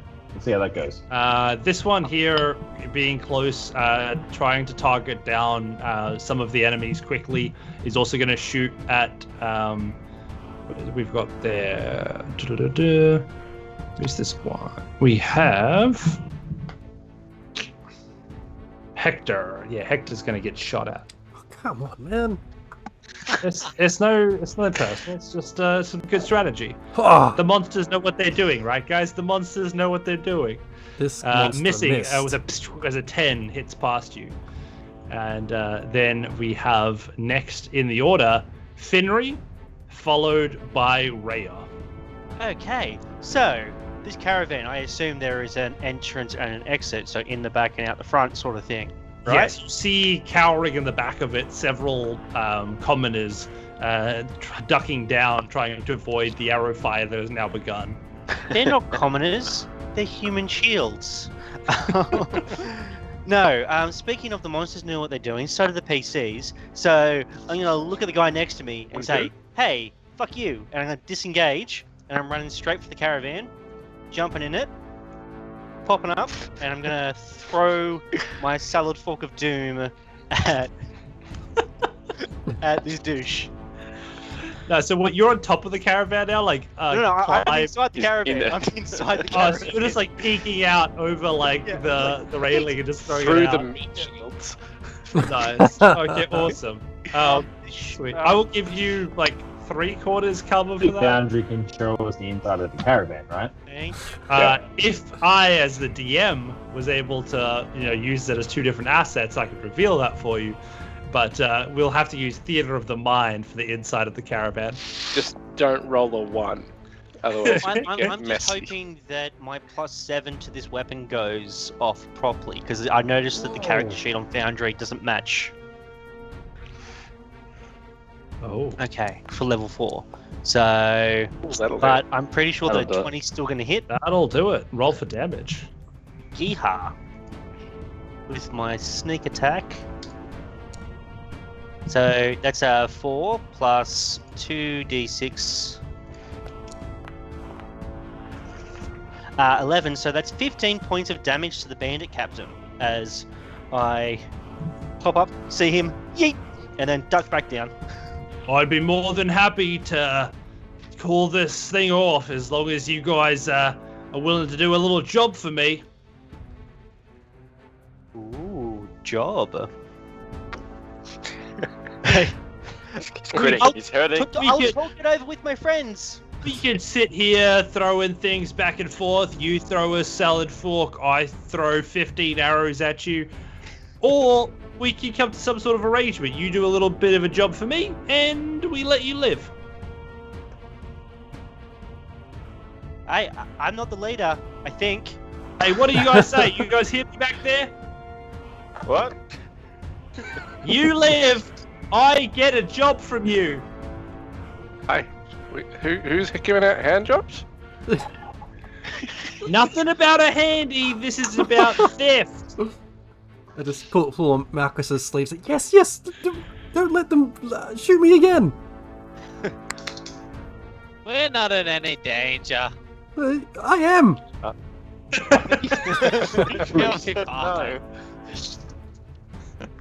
You're like, I am. You're not exactly in a bargaining position here. I've got my hand like right up to his face. Just obliterated half his face. You're gonna hurt me. I'm gonna hurt you, and then my Then I men are said gonna continue to shoot your men. Ask them how they're feeling back there. Why don't you tell me about the job? It's a pretty simple job, right? We have a mark that has a lot of, good stuff. Potentially a lot of gold, potentially even some items. They're a wealthy man and that lives up in Avolo, and in there you'll be able to hopefully steal a couple of those lock chests for us. And once you bring them back, we'll happily cut you in on some of the share of that. You'll know happily anyone- cut us in on the share. We have the containers in our hands. Why wouldn't we just open and keep it? What's in it for us to bring it back to you? They're let me put it to you this way: the things inside it will only really be valuable if you have the right connections to fence the goods. I've got connections. And as you're chatting, and this they're taking a little second to kind of look around, you Finnery, you hear a call from the forest and a voice that you recognize yells out, "Oi, is that you? Is that you, Fenry?" And and I stay silent. you hear the voice of Jason. I hide. I swear I saw him, boss. That's the mate I told you about. And the captain's like, "All right, well then show yourself. Then tell these boys that we're good for business."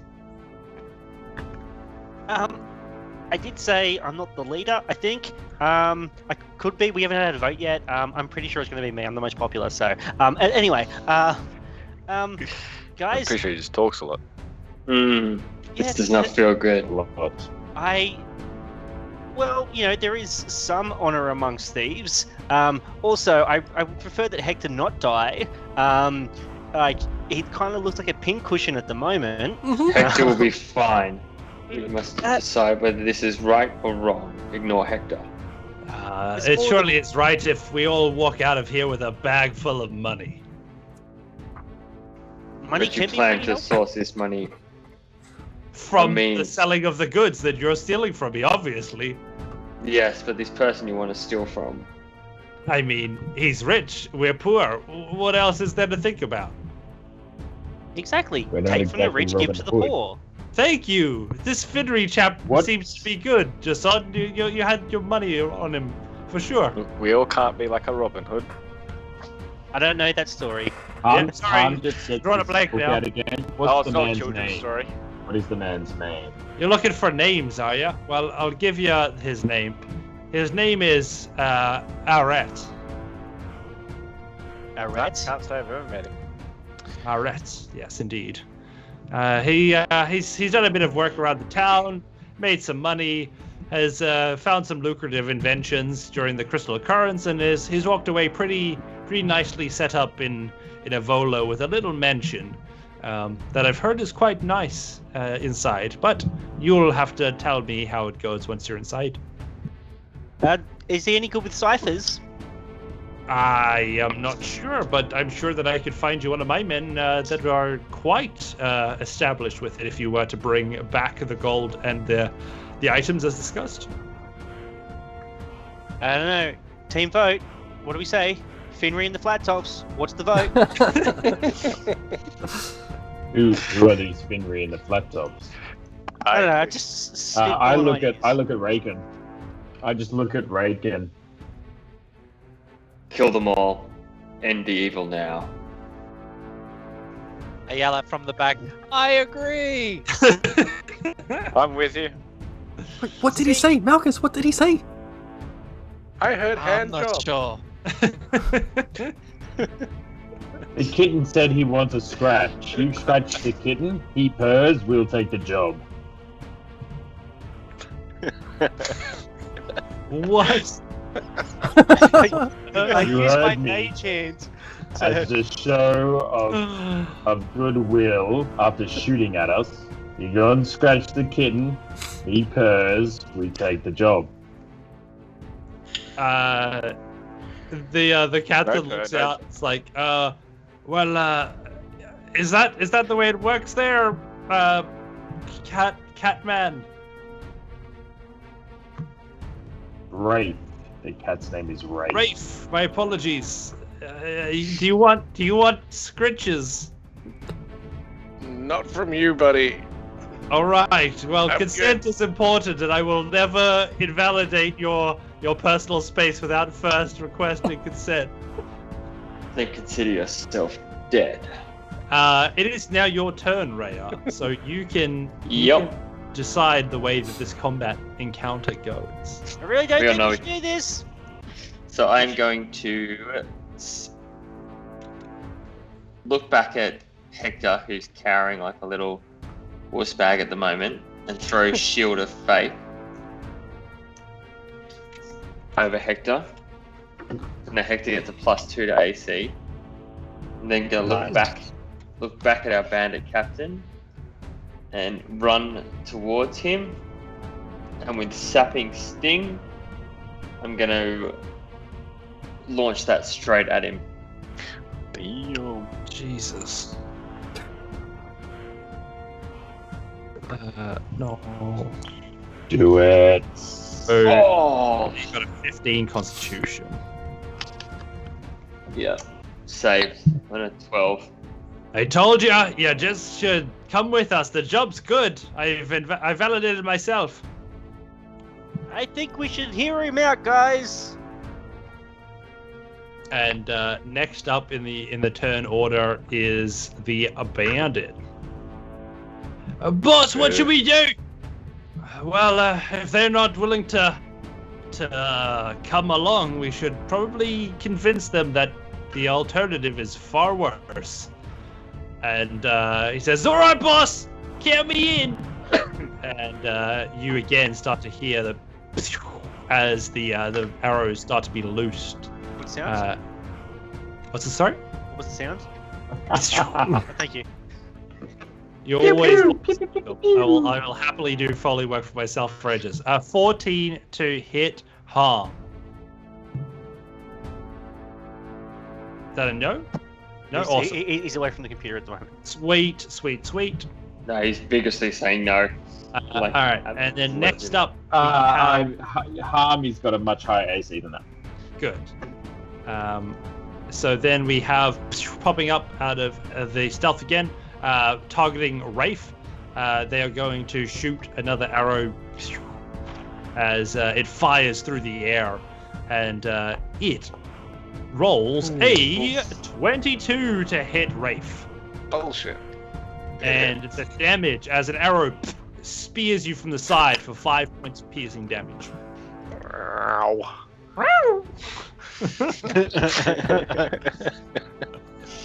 I just say to the Bandit King, really, he should have accepted the screeches. Really, it would have made so much easier. Hey, he did ask, and the cat did not want to get screeches. Yeah, I'm not even angry at the Bandit King right now. Not even angry at him. So yeah, the other bandit here who just pops up, also aiming at Rafe, looses a bolt as it shoots through with a natural 20. Another one. Fuck's sake. Damn. Damage comes Your through. line doesn't need Equal 20s. hit for 8 points of piercing damage as it strikes you again. This time in the thigh, as this bolt just quivers into your leg. How you looking there, Rafe? The good news is, it is now Rafe's turn to retaliate. Rafe's gonna yell out to the group, "Are we sure? We want to do this?" I keep saying it's a bad idea. Let's take the offer. I mean, it's still here for you. All you gotta do is take the job. I literally cannot hand it out to you. Like, you are just going to systematically lose more and more blood until the point at which you say, "Okay, I will do this thing for you." But it's like, do you want to do it now or after I've zapped you? Oh yeah, like, I don't work for bandits. Shoot me, hit me. I work for Coin. Well, there will be Well, they coin. offered us coin. We do the job Right. with coin. Rafe is Do not. gonna. You can hold an action, can't you? Yes, You can sort of like programmatically say, if this, then that. but I can take like the rest of the turn. Or you I'll skip you the turn entirely. It's probably not, like, because the turn order thing gets fucked up. I will. So hear me out. I will invoke Giant's Might as a bonus action. So I swell to double the size, now large. Big kitty. Holy mother of cat. Yes, that's exactly right. He's now a chunk. Huge bitch. And I will run up to the nearest attacker, which is the guy that is northeast from me, and I just need to get my clicky token thingy. No, that's still drawing rulers. And I hold the action before I stabby him.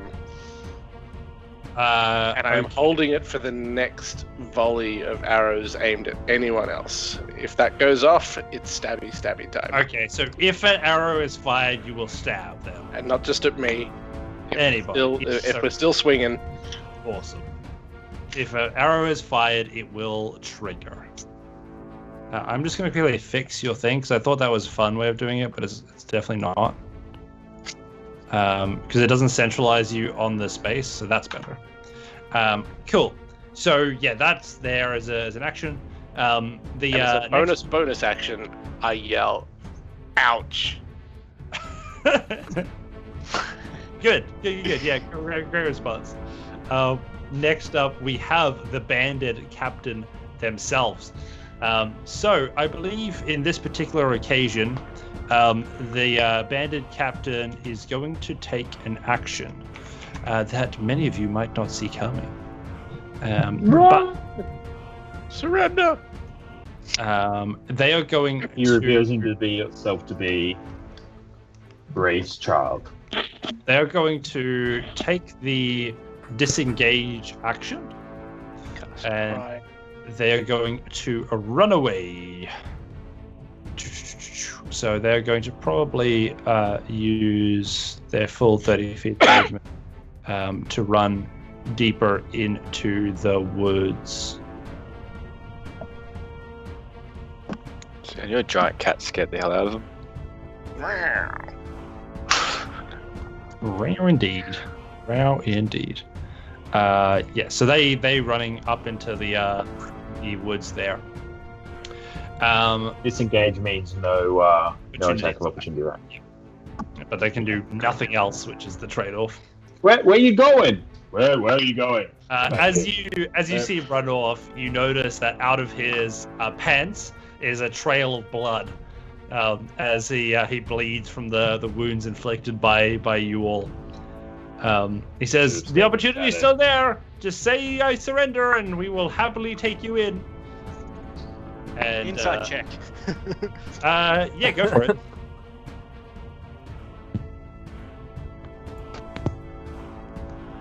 That's a 19.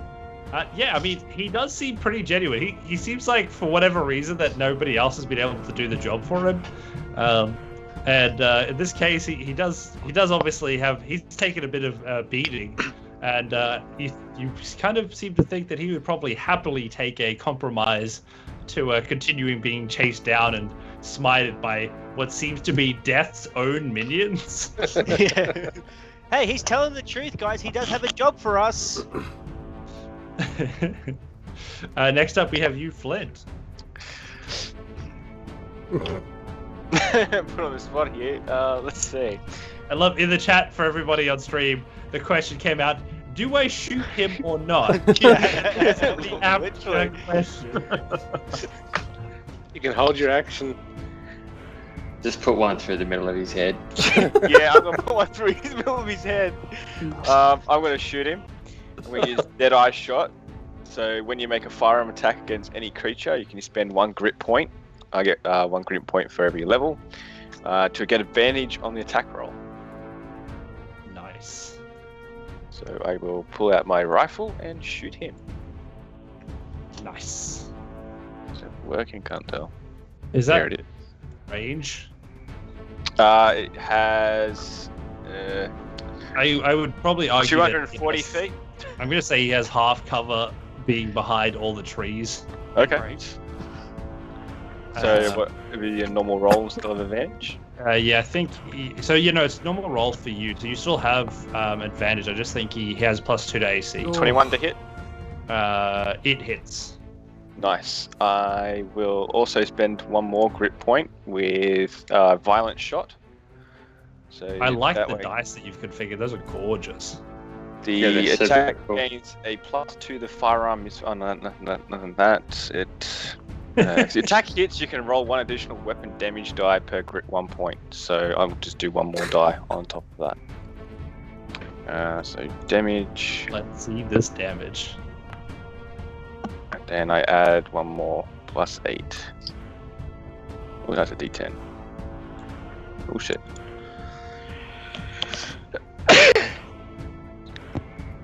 So 14 points of piercing damage. How do you do it? Straight through the middle of his eye.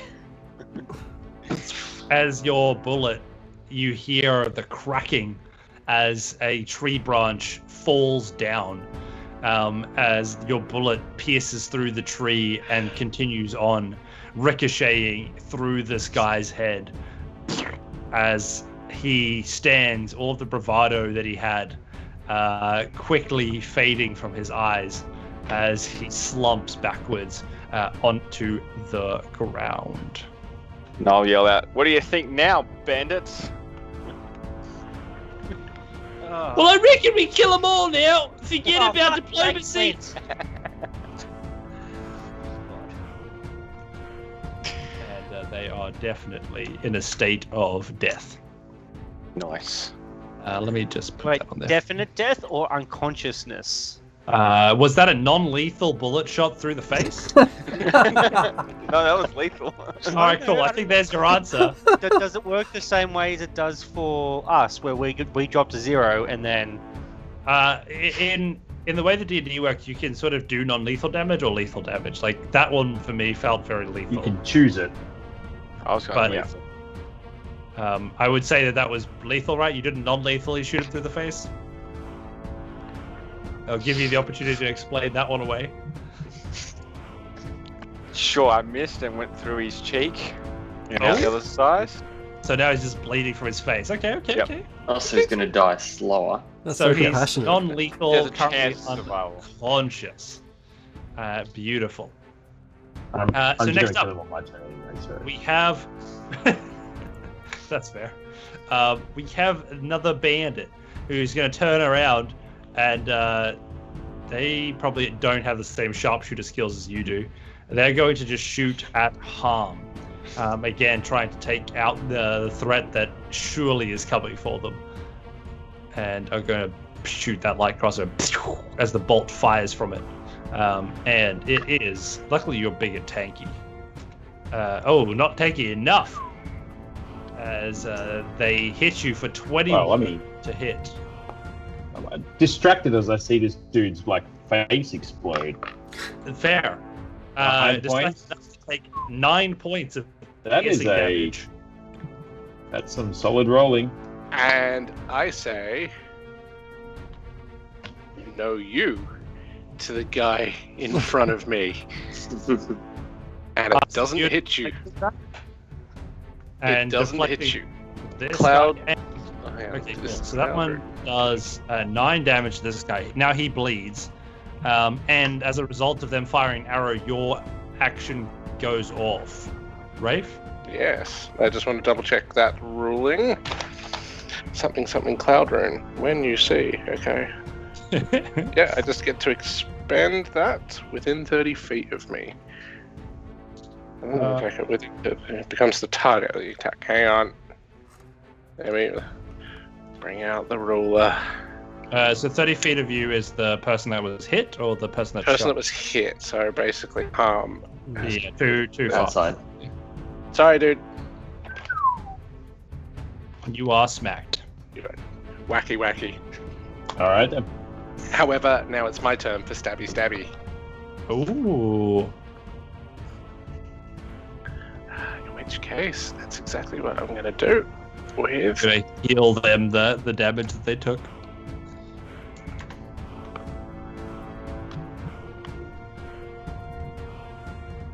Oh, I haven't configured the macros properly. My bad. Sorry, people. The magic of Foundry. No, for anybody in the chat who's thinking about it, it is very cool, and the macros actually are awesome. I've macroed a weapon that I no longer use, and therefore it's misfiring. So, I am going to use the... For the stuff that's being cashed in through the chat, do I have to cash it at the time, or add it to a roll later? Let's say I miss, I can then decide to use it. You can add it as I can add onto the roll. I'm happy for you to use it whenever. Alright, so here comes the hit. It'll be a 17 to hit. That hits. Sweet. I love your dice too. Those are very good. Like that Dice So Nice mod is amazing. Mm-hmm. It is. It's really cool. So that is a 6, which means a 10. 10. Yeah. So And. Are you gonna tell me I killed him, aren't you? I say nothing. You say nothing. Once on each of your turns. Okay, I'm gonna throw an extra d6 at it. Because giants might. So That's a 12 in total. you bring your weapon down, your scimitar, your half pole arm, and you're slicing through, and you kind of get into like their upper torso, and your sword, like your weapons, get stuck there, and you realize, I probably should just go that little bit of extra effort, and you know they were looking pretty bad with their weapon embedded in you, but it was that extra sort of push from your roided body that ends up pushing them over the edge as the you artery. slice an artery and see this thing just bleed out in front of you. I'd say, who's next? Has 6 arrows. As this thing is dead in front of you. Unless you wanted to non-lethally slice them with the scimitar. No. Awesome. Just gonna check, you know, we're seeming like we called that out left, right, and center at I this stage. see that, and I just yell out, Rafe, I need them! And another one less of dust. And then next up in our order, we have Bandit. I say, Finley, Um, it's alright, bud, I killed him. No, don't kill, no, bad kitty. He yells out, Fidry, please, why are your people killing mine? We I didn't know I we can partnered up with a bunch solve of murder this. hobos. Hey, he talks pretty well with a hole in his face. We just want to have a chat. Like, honestly, this is the Jason. So he's the one that's sitting just up northeast of Rafe right now. Let this all stop. It's a really good opportunity. Now with the boss gone, it can come to all of us. We can have a bigger share. Money's pretty good, Rafe. Just We saying. could make them our minions. They could be like, you know, Finry's 5 or something if there's 5 of them left. Henry Just and the saying. flat tops, it finally happens. I've got to defend myself. It has the Henry. flat I'm sorry. Don't shoot Jason! Keep and killing. You hear the sound of as the arrow was loosed. Fuck! And a 12 to hit you, Rafe. Probably not, right? Nope. Awesome. Damn it! It just hits the body in front of me that's not quite done sliding off. Malchus, it is now your turn. I scream out as you children are too afraid to attack me. All these shots and none against me. Weaklings. Surrender at my feet or die. And then I'll cast Hex as a bonus action on this guy up here. Can you see that? The target. So you're the orange one that you've highlighted? Yep. Cool. And then I'll cast Eldritch Blast. So, Blast that Eldritch. oh my god.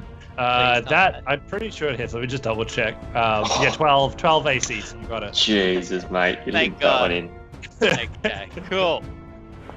I will do that, and then that.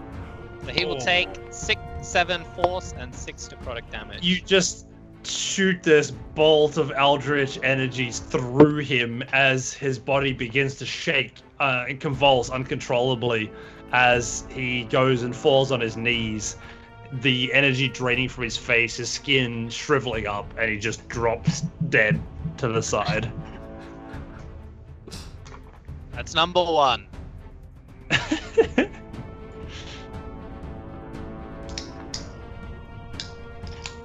What's number 2?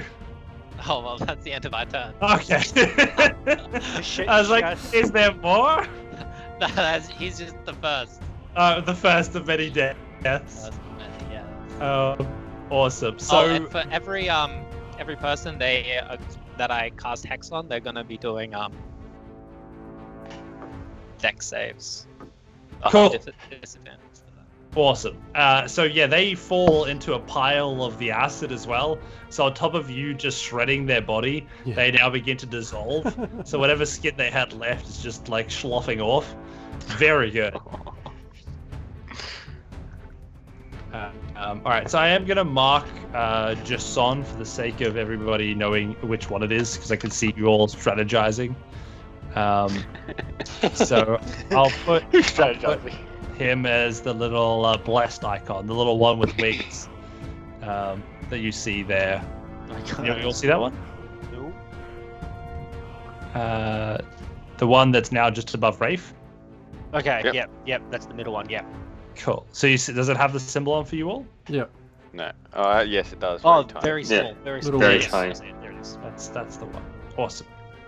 I can actually probably do sneaky stuff like putting a name on it, maybe even. I can do things like Jason, and then I can do making it visible always, and I can update it, and then you can all just see the That's name. easier. Is that more effective? Awesome. So yeah, that you guys just melt that poor kid.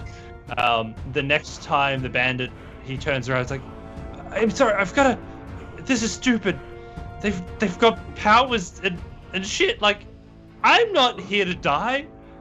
And you see one of them just use their entire movement to just bolt out of the scene. We have them running. Let's make them surrender. We're already down there, Captain. We have another bandit who also shows up. He says, "Yep, later, y'all," and it's a rendezvous at the secret base. As he also sprints out of the place there and makes his way out of the fight. Now, as we again reach the top of the turn order, that is probably where we will call it for tonight's session. Ooh. Controversial. Giving us combat. a bit of content to jump back into as we head into next week's session. It's not much of a combat though, is it? They're all like tucking their tail between the legs and getting the hell out of there. Well, that you guys weren't meant to kill their boss in like one turn. Little things happen. Too funny. That was All I'm saying is, 20 what this sounds damage. like is we went shopping and bought 2 horses and a car. That's fair. That's fair. What Oh, a sesh. what a sesh. Where's our friend Izzy Beth right now? She's just sort of chilling, watching Just you chilling, all. Just watching us. Sitting down, pull out a Murder. chair.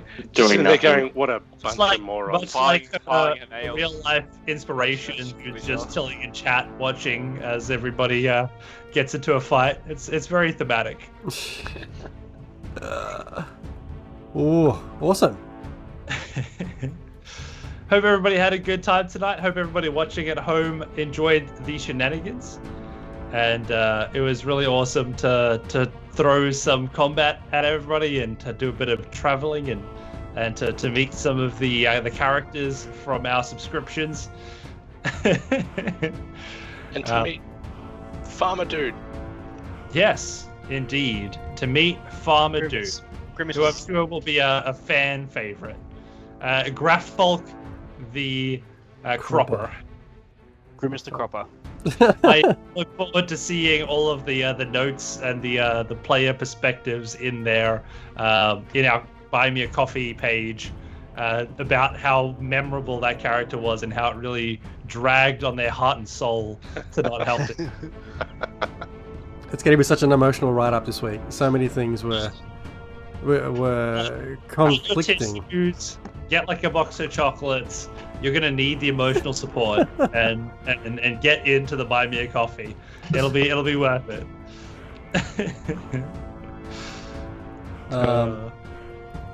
Cool. Any other shout-outs before we wrap up? Thanks again for Foundry, going really well. And we are considering making the maps available as part of our Buy Me a Coffee stuff as well. So if you do like what you see, I have upgraded from hand drawing them on the fly in Roll20. So that'll be So there. let's say you've changed. hand I drawn. wouldn't quite call it an upgrade personally. Just saying Yeah, you've changed. There's a different feel, some people like that hand-drawn aesthetic. It takes them back to the real-life tabletop drawings. But we're the big streamers now. We're trying to take on that next echelon of content creation. I mean, it's a lot harder with these real maps to make up what we think's a door, a window, a wall. We can just be like, look, that was a wall for me. Well, that looked like a door, so I'm going to do something completely different. Yes, I am using Dungeon Draft for my maps in Inflatable Cat. It's been an amazing tool. I've paid for it, so it's not a sponsorship or anything, but it's made map creation fantastic. Like tonight, I was able to, this week, just prepping, I could put together this map really easily based on the exact thing I wanted to kind of do. And then I also was able to build the mansion that I mentioned with the job as well really quickly, and build it out to have like really cool rooms and lots of fancy stuff that hopefully, depending on how the players go, they'll be able to see. It's not looking good. Everyone's going to die, obviously. Just file that mansion away for a rainy day when you guys haven't killed your only leads. And exactly that. If there is anyone from Dragon Draft in the chat that wants to sponsor or wants to help us, give a few giveaways, please let us know. The more subscribers, the more sponsors, the more sponsors, the more subscribers, and the cooler this will become. Yeah, absolutely. Indeed. Been having a great time this season. I hope you've all enjoyed the new characters and everything. Loving being back in a homebrew setting. I've been looking forward to playing this setting for like 2 years now. And I'm so glad to be able to share it with you all and see you all quickly dismantle it and murder your way through. Sometimes it's got to be done. About every time. That poor defenseless butler's coming right for us. Quick. Wounds on his face. Murder him in the most gruesome way possible. That's the... What's that, Ray? You're just going to cut him literally in half? Don't mind me. Bathe Don't his mind if I do. entrails, Raya? What? So grab his entrails and throw them on the table. There's a reason why I picked the Death Cleric. Well, we'll see if there cannot be more there death we go. the Death Guards next session. So please join us next Thursday as we continue on. And are we confirmed for Wednesday for recaps? What? Thursday for recaps. Raging recaps? I can There will be either like somewhere in the next week, there will be a night when people in this group will be talking about the session in a recap format. It's a bit of a mystery. That's kind of the draw of it. So come along for that. The cool thing is, whenever if you Jared was available. subscribe, right, then we'll tell you when it's on. We'll let you know with a little message. So if you subscribe, it's a great way to find out when we're on. Which I heard about, which if you follow it, you can like get notifications. But additionally, you also go in the running when we get to 250 for a Van Richten's guide, which is pretty sweet. I'm so excited for Van Richt. I was talking with Robin some ideas that I have for my home game. It's going to be beautiful. And if you haven't played Curse of Strahd yet, 100% recommend. Not sponsored by Wizards of the Coast, but a great... Yet. Sure. Yet. Yeah. Yes. All right, everybody. I've got to wrap it up there. Thank you so much again for everybody for joining in. Thank you, everyone in the chat. Thanks, guys. Thanks, team. Lovely chatting with you. Always a pleasure. And to wrap up, yeah. I'm going to play the intro video again because I can. Yes! Sick Good video. night, everybody. Bye. Press that button. Bye-bye. Bye.